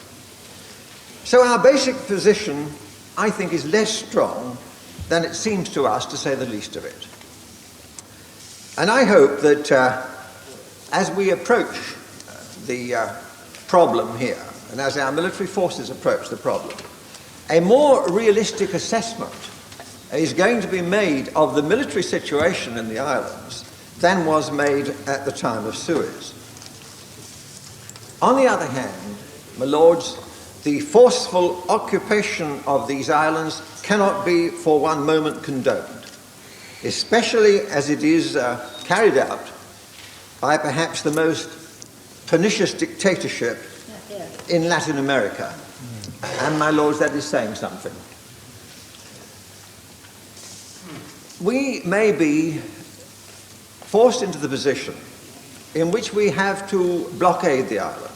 We shall want to seek support in that. Whether we shall be able to go quite as far as was the ideas which were held out by my noble friend Lord Noel-Baker, I'm not so sure. But even if we have to carry out a blockade ourselves, I hope that we shall be doing that, as it were, under the aegis and with the support of the United Nations. I hope, too, that we may have to get into this position. The government, I think, may be forced to that. We may have to take off the islands, be ready to take off the islands, all those who want to leave. Lords, I believe that we should seek at all costs to avoid warfare. That means deaths, means blinding, maiming, burning. And possibly it might not end in doing much for the couple of thousand people on the islands. I wonder whether the islands themselves, as distinct from the people who live on them, are worth the sacrifice of one British life. Nevertheless, I do understand the point raised by my noble friend Lord Shackleton, that we have interests in the area wider than those of the Falkland Islands themselves, and that our interest in the area must be sustained. I venture to suggest that we haven't done it very well. And with the utmost respect to the noble Lord Hume, I do think there is a relationship between what one does with a limited amount of money, because even defence money is limited, that one has to spend on one's forces. And if one commits a very substantial part of that money to nuclear weapons which one can under no circumstances use, one is limited in the amount of money one can commit to forces which under some circumstances one might want to use. My lords, therefore, I don't think one can divorce this. I think, therefore, that the position, therefore, is, if we draw two lessons from this experience. One, I think, is this: never pretend to a sovereignty you cannot sustain. And the second lesson is, don't spend money on nuclear weapons you can't use. My lords, I'm encouraged to believe that some good may come out of even such a deplorable incident as this. I have been very encouraged at the unity shown by speakers in this House and by your lordship's united determination to support my noble friend, the Foreign Secretary's contention that the Falkland Islands must be restored to self-determination and British sovereignty as soon as possible. I'm also encouraged by the early successes that the government has achieved in rallying support for our case in the international fora. And I think that my noble friend's new procedures in the 10 member states of the European community have shown to be a very great triumph. And the fact that he has got such support from them so quickly is a measure of his success when he was president in office of the 10 European community states. However, we must, I think, ask ourselves certain very pertinent questions as a result of this humiliating experience. British territory has been invaded for the first time for many decades, and the fact that it is inhabited by only 1,700 British people and halfway around the other side of the world makes no difference to the fact that our sovereignty has been violated by a foreign country. And I wonder, therefore, how our alliances will work in the light of this violation. The initial signs are good. The President of the United States was helpful. Unfortunately, he was unable to deter the invasion.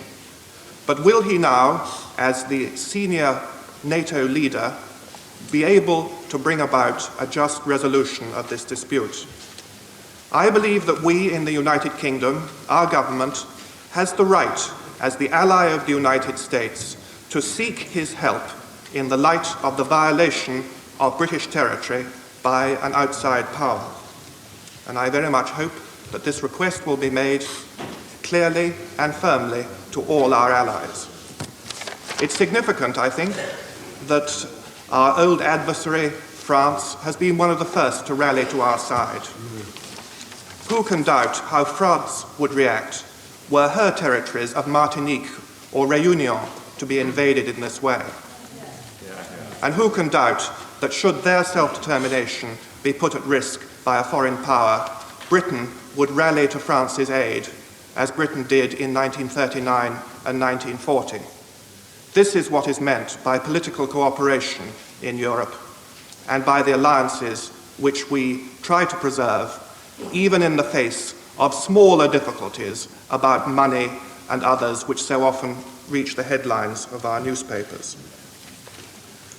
I believe, therefore, that we must look at this question very seriously indeed, because if we do nothing, we are in the position of the child at school who has let it be known that he can be beaten up with impunity, and he will then suffer more and more bullying as a result of his failure to retaliate. We have very many other islands under our jurisdiction, my lords, and some of them close to our shores, and many of them have ships of hostile nations that pass by them every day, every week. If we do nothing, if we are unable, through the help of our allies, through the help of our European community, and by our own unaided defense efforts, to find a just way out of this terrible event, then I'm afraid more than the Falkland Islands will be put at risk. Not only the islands, but also may I suggest, the oil rigs closer to our shores, whose defences also could perhaps be described as rather weak. We must therefore, I believe, mobilise all the force that we have, the military force, the diplomatic force, as other speakers have suggested, to demonstrate to the international community, in Britain's name, that aggression never goes unpunished and that crime does not pay. If I may follow on with the point that's been and to ask the Foreign Secretary a question. Can I ask this question now? Were British troops, were the Marines on the Falkland Islands engaged, did they engage Argentine forces? And if so, were there any casualties? Can I have an answer to that question, which was implicit in what the Foreign Secretary, he skirted over this. He gave the impression that there was resistance, but when I sought to ask whether there were any casualties, I got no answer, and Lord Shackleton didn't give me the courtesy of being able to put the question. Can I have an answer to that question now? If not, I can't have an answer, then can I make this point? I was present in the House of Commons on the morrow of Suez. I'd come back from Egypt, and I had a pretty shrewd and first-hand knowledge of what had happened. And one of the characteristics in the answers we got on that Saturday morning, right up to Christmas, is that on every single occasion which it was awkward for the government to answer, they lied. It was clear that the then Foreign Secretary lied, the Minister of Defence lied, and I regret to say it, the then Prime Minister also lied.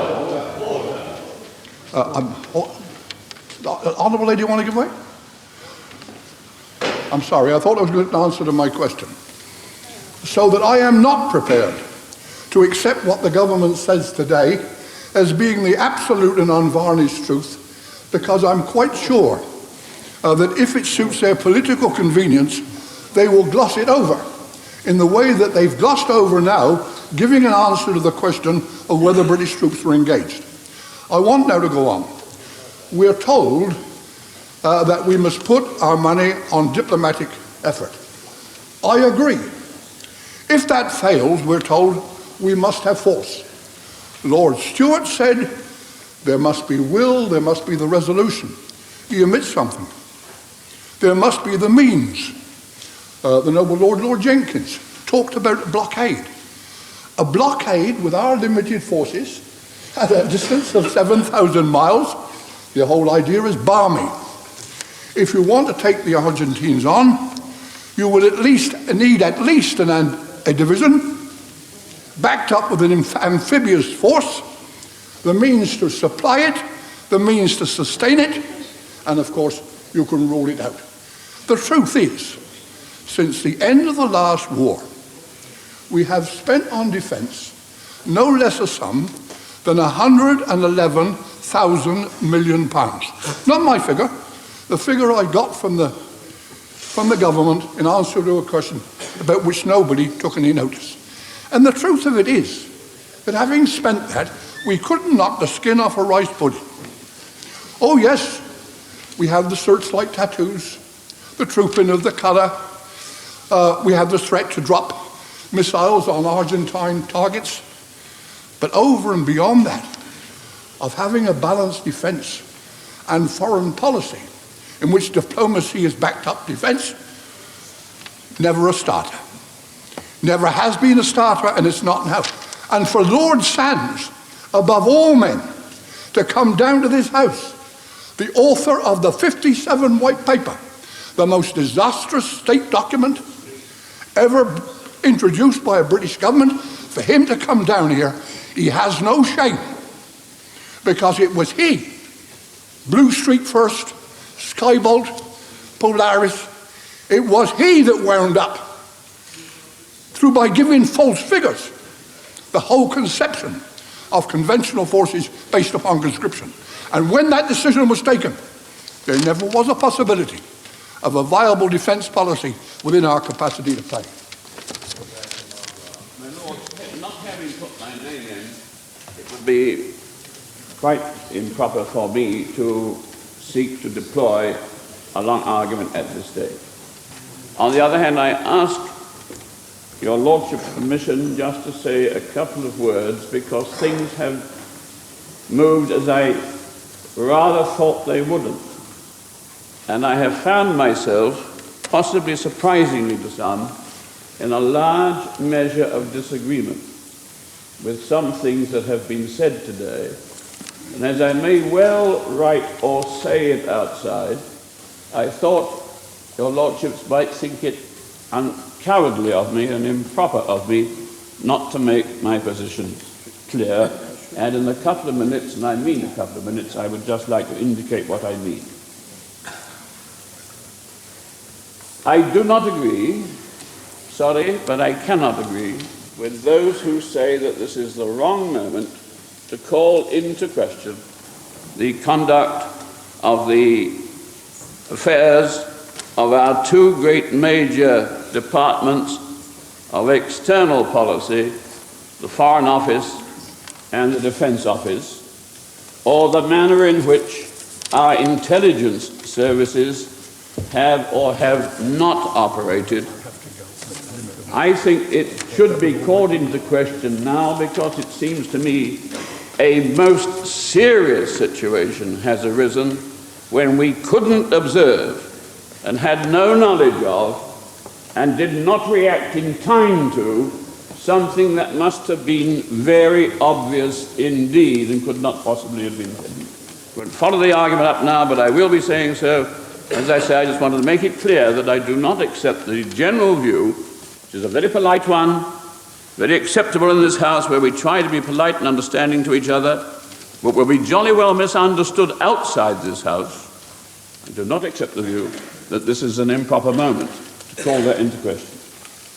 I, of course, wholly accept the argument that we must do everything we can to obtain a political situation by diplomatic means, although I do not accept the view that it makes any reasonable sense to believe that any situation is obtainable on those lines which would re-establish, as one noble lord put it, the situation, status ante quo. I think that's an unrealistic view to take. It'll be a different sort of situation, might well be a two-flag situation, but it'll be something quite different. But to get any situation that way, we need friends, which brings me to the third point. And among those friends, notably the Americans, whom we disabuse so often for other reasons. And that brings me to the third reason for bothering your Lordships, but again, as I say, to put it clearly on record so that nobody thinks I've cheated by sitting here all the morning, saying nothing here, and then perhaps saying it outside. I could not disagree more with the purposes that so many noble lords have argued for the use of the force, the task forces, now being assembled from all over the world. One second, just 1 second, and then I surely will before I sit down. Those forces cannot arrive in time to be effective. They cannot arrive for anything between 3 and 4 weeks. The Foreign Secretary kept his options open by saying that they would receive orders as to what they're to do, scramble, return, or go forward after they have arrived. Other noble lords have gone very much further, some with whom I hate to have a disagreement, and have said that we must make it clear that force will be used against the islands, and in one case, even against the mainland. Who cares? The very people we need to be with us in terms of getting the political solution. I would think the Prime Minister, for example, should be discussing now with President Reagan what their attitude will be if we were to start a war, a conflagration on the American mainland against a power which, rightly or wrongly, the Americans regard as an ally of theirs in their local problems. Now, I've recorded my disagreement. It would, as I say, be improper for me at this late stage, and as I didn't think it right to put my name in, be improper for me to continue the argument, but I think the House should know that that's how I feel, and I'm not normally regarded as a softy on these matters, but I did offer to give way, yes. I'm very grateful. A straight, simple question, a half a minute. I gathered from the noble Lord's speech, and we know how well he can make his speeches and how he can be constructive. Was the noble Lord, when he used that phrase, thinking of the possibility of a condominium? Because there seemed to be a hint in it. When I spoke of a two-flag situation, I don't want to use other words, but it obviously could envisage that, and I've always thought when I was in office that it was an option, both in the Falkland Islands and in Gibraltar.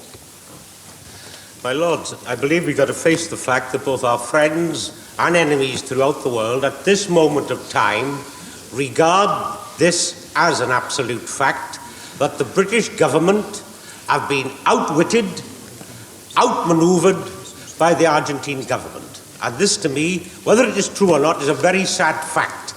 The other thing that we've got to consider, I believe, is this, that at this moment of time, there are a few thousand loyal, decent people who are as British as anyone in this House, who have every right to be on those islands, are now under the muzzle of a fascist government, and of a fascist government that hitherto has had too much support from some of the so-called capitalist free enterprise devotees of freedom.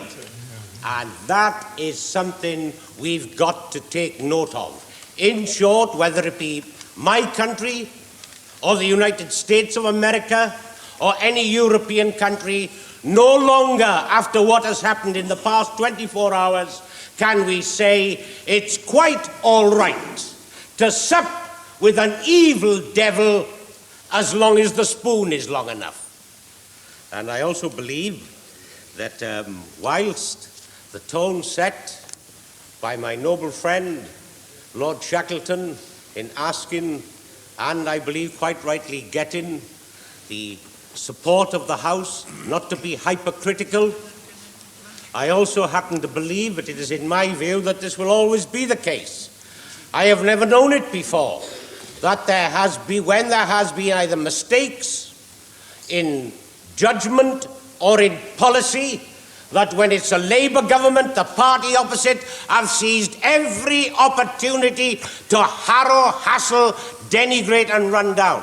And I'm so pleased that my party is not imitating that behaviour today. But I also believe that insofar as I said when the Foreign Secretary made his statement, that I believe that it was right for this British Parliament to state unequivocally that we were in support of the British Foreign Secretary, and that it was also a call for other free governments to make their declaration in support of our British Foreign Secretary.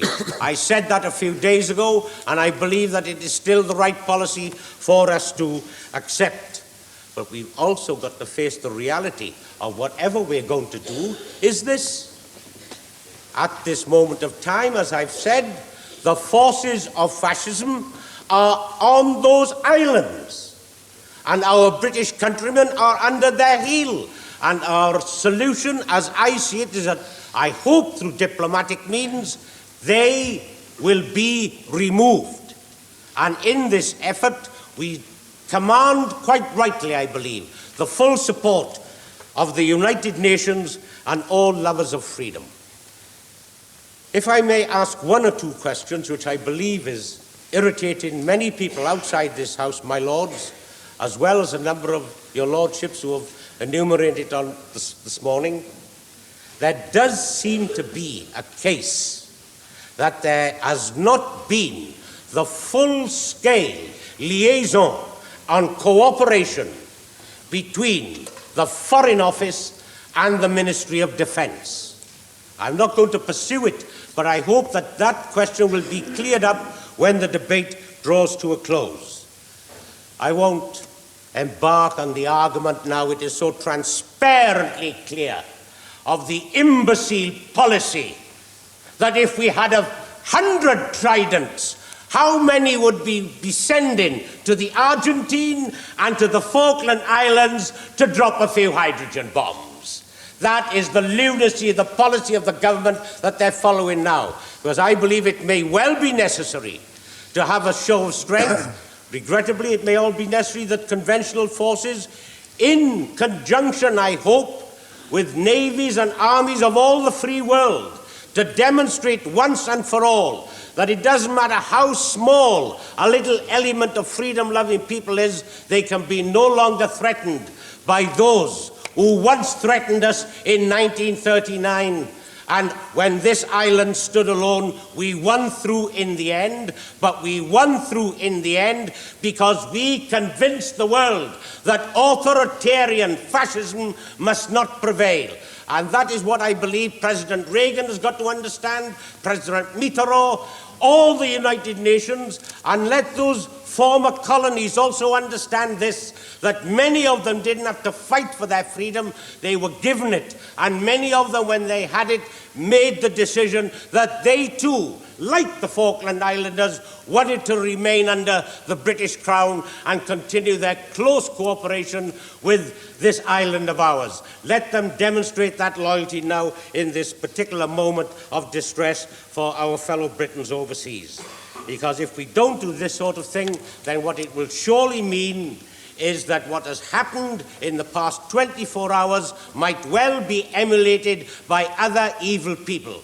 And therefore, I believe that we've got to give the Foreign Secretary the full support of this House and indeed the nation. There will be explanations forthcoming which will have to be made, but at this moment of time, it behoves us all to devote every endeavour to see to it that those who are now illegally in occupation of those islands are removed, and that it behoves also all lovers of freedom everywhere, from presidents to ordinary men in the street, of freedom-loving people, to come to the aid of these few hundred so that they can continue with a life of dignity, personal freedom, and pursuing, as they understand it, a civilized way to achieve happiness on those islands. My Lords, some years ago, on a visit to Argentine as a backbench MP, I was invited to address the Argentine Assembly. And for several minutes after I reached the rostrum, I was unable to make myself heard for shouts of Malvinas, Malvinas, give us back the Falkland Islands, until one deputy stood up and interrupted and shouted, in spite of the Falkland Islands, we have the greatest admiration for Britain. And that received, I think, the loudest cheer of all the proceedings from all concerned. And I say this because, in spite of the reports we read of the enthusiasm of the Argentine people for the action which their government has taken, I trust none of us are going to identify the Argentine people with the miserable gang of military autocrats who now rule over them. And rule over them in spite of the bitter opposition of millions and millions of the Argentine people. I was very sorry, my lords, not to be here during the speech of the noble Lord Mottiston, because I understand that he thanked the Foreign Secretary for bringing back the aircraft carriers. And an old memory stirred with me that in 1966, as Navy Minister, I was faced by two decisions by the Labour Cabinet. The first decision was to maintain our full military commitments east of Suez throughout the 70s and into the 80s. And the second decision was to cancel the construction of our latest aircraft carrier and phase out the carrier fleet. Well, I'm very glad I refused to accept that situation and resigned as Navy Minister. And I may say, we could have done today. We could have done today with CVA-01, which was cancelled at that time. Now, my lords, I mustn't trespass on your time. The vital passage, I thought, and I think noble lords will agree, in the statement of the Foreign Secretary today, it was where he described the mobilization of a major task force and he said its orders will be determined by the situation on its arrival. This is the crux of the situation that we have to consider. Well, it's an accepted weakness of maritime power, of course, that naval task forces do take a very long time to assemble and deploy. And I must say I was persuaded on this point by the noble Lord Carrington this morning.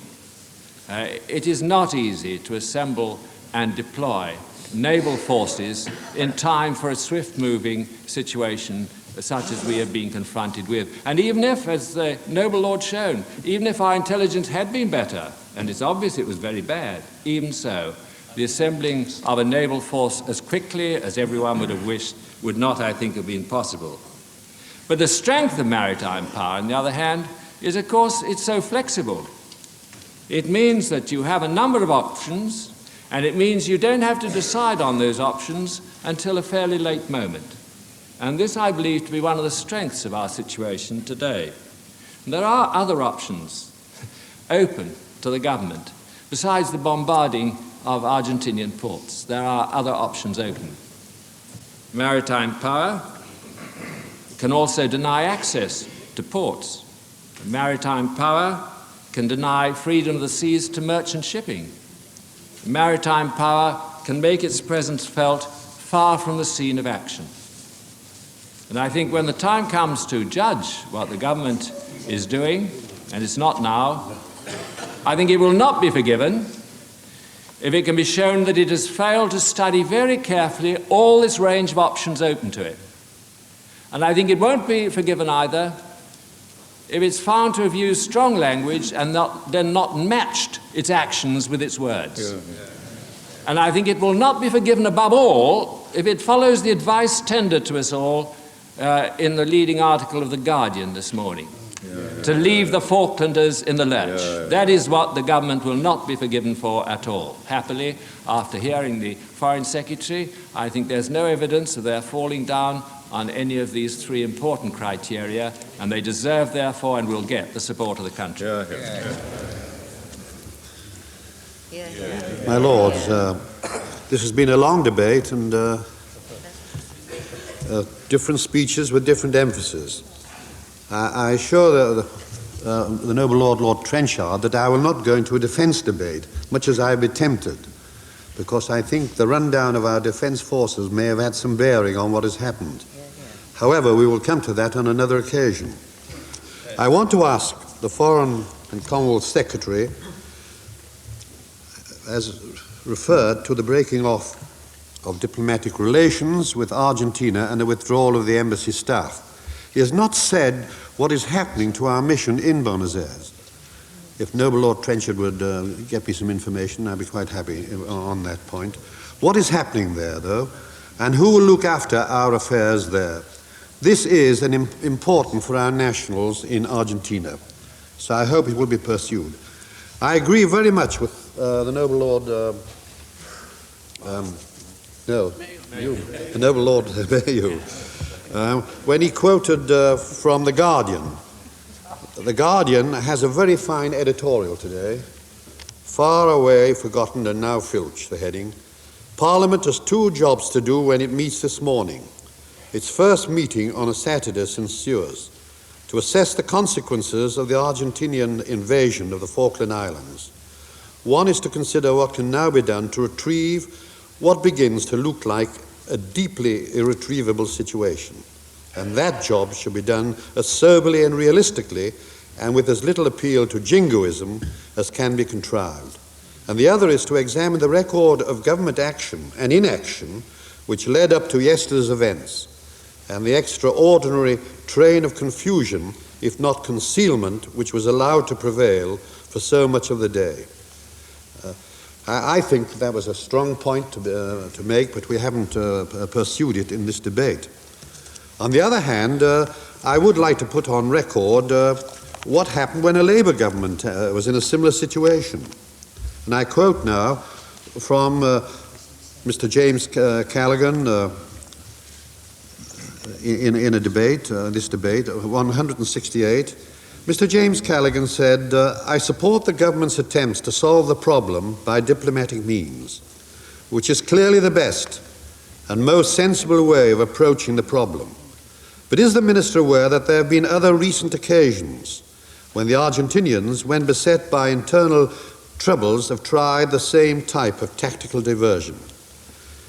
He went on, is the Minister aware that on a very recent occasion, of which I have full knowledge, Britain assembled ships which had been stationed in the Caribbean, Gibraltar and in the Mediterranean, and stood them about 400 miles off the Falklands in support of HMS Endurance, and that when the fact became known, without fuss and publicity, a diplomatic solution followed.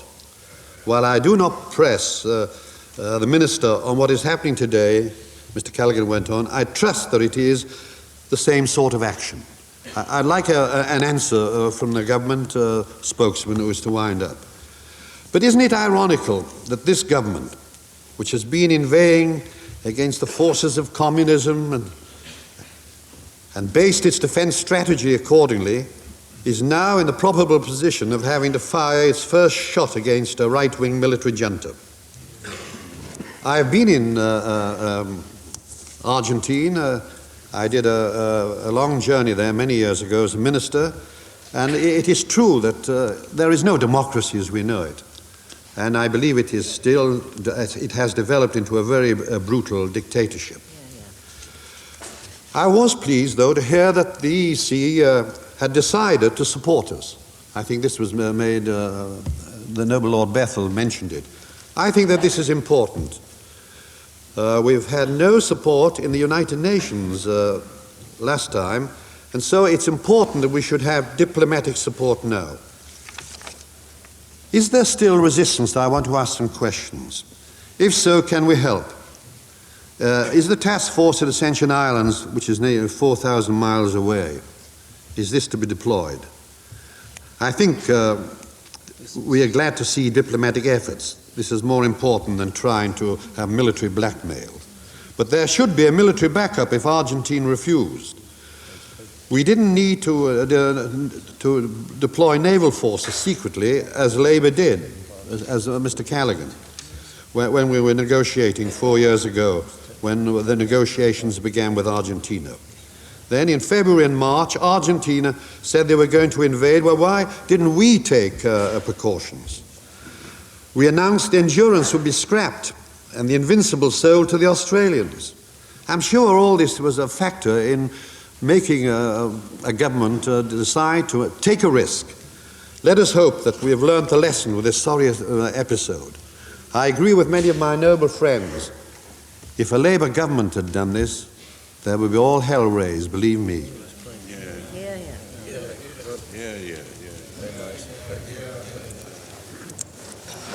My Lords, I shall be very brief.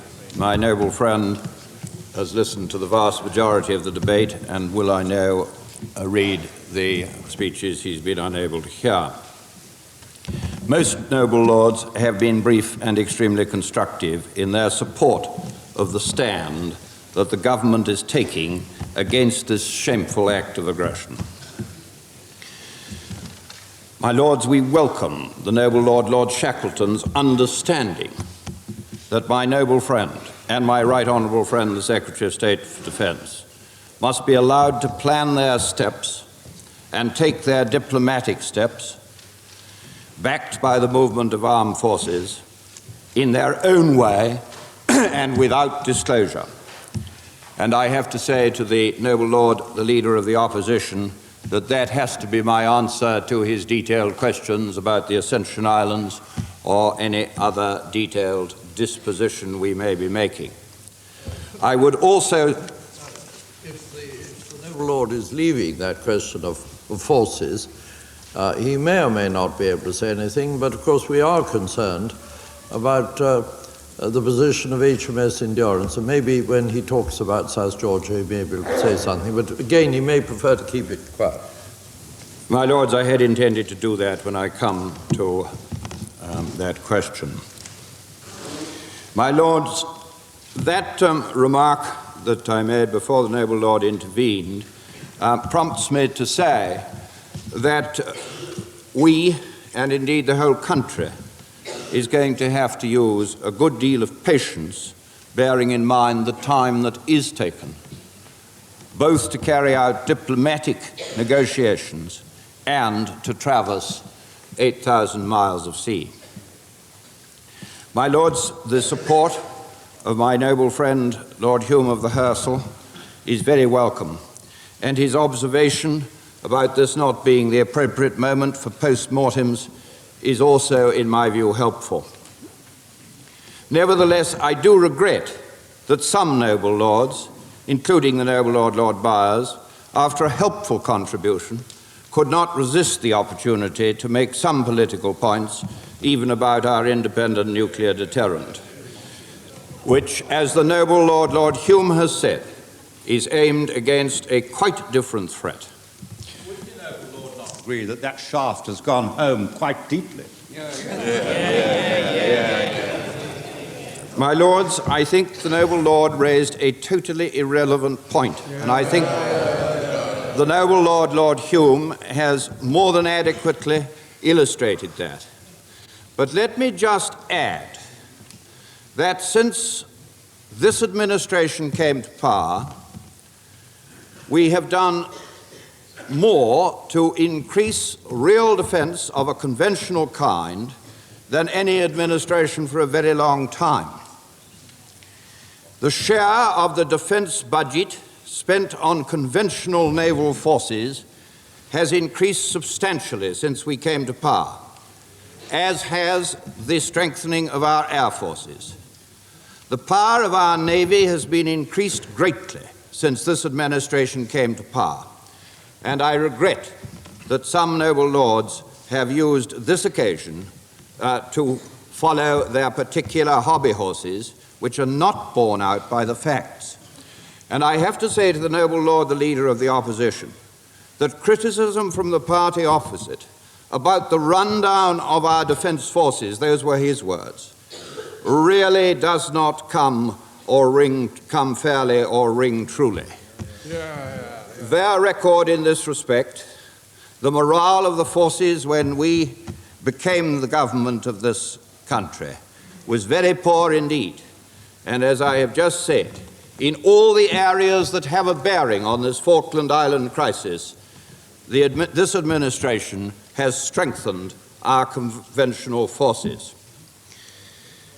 My Lords, let me answer the noble lord, the leader of the opposition, not fully helpfully at this stage, but our interests in Buenos Aires are being looked after by a small section in a friendly embassy, and that is as far as I can go at the moment. In relation, my lords, to the so-called confusion yesterday, my noble friend dealt with this very fully, and I have to reaffirm that communications with the Falkland Islands are never easy, and that we were unable to get confirmation of the fact that an invasion had taken place. The last message from the governor that we had shortly before 10 o'clock our time was that no invasion had taken place. And it took us most of the rest of the day before we could get that confirmation. I want to help the government. Insofar as they didn't know till 6 o'clock, could they enlist the aid of the editor of the Evening Standard? He had it on the headlines at 1 o'clock. My lords, the media do frequently speculate on what, to those without responsibility, may seem obvious. Sometimes they're right, sometimes they're wrong. My lords, the noble Lord Byers and the noble Lord Mayhew questioned the standard of our intelligence, and indeed my noble friend Lord Caldecott questioned whether we should not have known a great deal more a great deal earlier. My lords, the Argentine do perform regular naval exercises on a very big scale at about this time of the year. And all the activities that were observed were consistent with them being for the purposes of exercises. And here I would thank my noble friend Lord Buxton, who openly and correctly stated that no one is in closer contact with the area than he is, that no one knew. My lords, it would be superfluous for me to add anything to what my noble friend has already said in relation to the negotiations which his ministers had been having with the Argentines. But I have to say that it seems to me that aggression of this kind was no more likely in March 1982, in fact almost certainly much less likely than at almost any time over the past 15 years. Be that as it may, even if we had not adopted a policy of calm reaction and had mobilized forces as soon as the seemingly minor incident in South Georgia took place, as my noble friend has made clear, our forces would still be traversing the 8,000 miles before they could be in position. And such action, a few days, a day earlier, would have been inflammatory in a part of the world where heads are sometimes not so very cool. I do not intend today to comment on the points of the noble Lord Shackleton in relation to perhaps greater permanent steps that might have been taken under any government in recent years, but which have not been taken under any government, such as the extension of the runway, except to say that the maintenance of an advanced base or a greater base of any kind, including advanced aeroplanes or naval forces, at this distance is difficult to the point of being impractical to visualize. I think that the noble Lord will know better than I the degree to which the maintenance of modern equipment and the supplies of it are needed even to maintain enterprises in the civil world, and the degree to which they are supplied from the Argentine itself as the only near at hand country from which they can be drawn. But, my lords, this is not the time, in my view, to debate the question of whether some ships should have set sail a day or two earlier. And, my lords, my right honourable friend has made clear that we have some ships at sea in addition to the force that we are now assembling. And he is not going to report where those ships are for very obvious reasons. The noble Lord Shackleton, asked me for a report on the situation in South Georgia. And while at this stage, with communications as it is, almost every report that we give has a degree of hazard about it, we have communicated with HMS Endurance this morning, and as far as we know, she is in good shape and good order. We believe that the 22 Royal Marines, and we've had a message to that effect, on South Georgia are still there and in reasonable shape. There is an Argentine research vessel off South Georgia. At the moment, my lords, I can give him no more information than that. I must say at this stage that the Foreign Office have been in regular touch with the head of the British Antarctic Survey, Dr. Laws, in Cambridge, and cooperation between us has been and is excellent. Sorry. The noble Lord may wish to check my statement on this as to who rang or telephoned who, but we needn't waste time. I was concerned, he said HMS Endurance was in good shape. I would have hoped HMS Endurance has sailed to safer waters. He may not feel he can say anything. My lords, I do not feel I can say anything for all the reasons that the noble Lord himself understood in his initial speech. My lords, let me answer the question which was asked by the noble Lord Whig. The information we have at this stage, which comes from the governor, is that the Marines did engage but suffered no casualties. There were some Argentine casualties. My Lords, I have been pressed in many areas to go further than my noble friend was prepared to go today in relation to the situation should diplomatic pressures from ourselves, from the United Nations, and from other countries in the world fail to achieve the aim which we all hope they will. But I think noble lords will know that I have no intention of so doing, and no more words of mine could confirm more clearly our resolve to do everything in our power to return British citizens of the Falkland Islands to British sovereignty as soon as that can be achieved. My Lords, I believe, impertinently, that we are very lucky to have my noble friend at the helm of the Foreign Office at the present time. And I believe that the vast majority of the country share that confidence. And I hope that we can count on the media, and I make a special appeal to them, not to give undue publicity to two brigades that have been mobilized in the last few days. The wise after the event brigade, who no more foresaw what was coming than anyone else, and the other brigade to which I refer is the hobby horse brigade, who are tying the problems we have 8,000 miles away from any base to their particular hobby horses in relation to defense. My Lords, the latter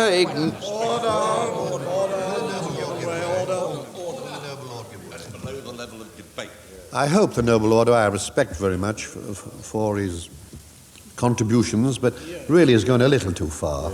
After all, we've had a pretty good debate without rancor. I hope you won't persuade me. My Lords, my appeal was to the media, which perhaps I should not make in this House, but I make it quite sincerely for all the reasons that I have given and other noble lords have given today.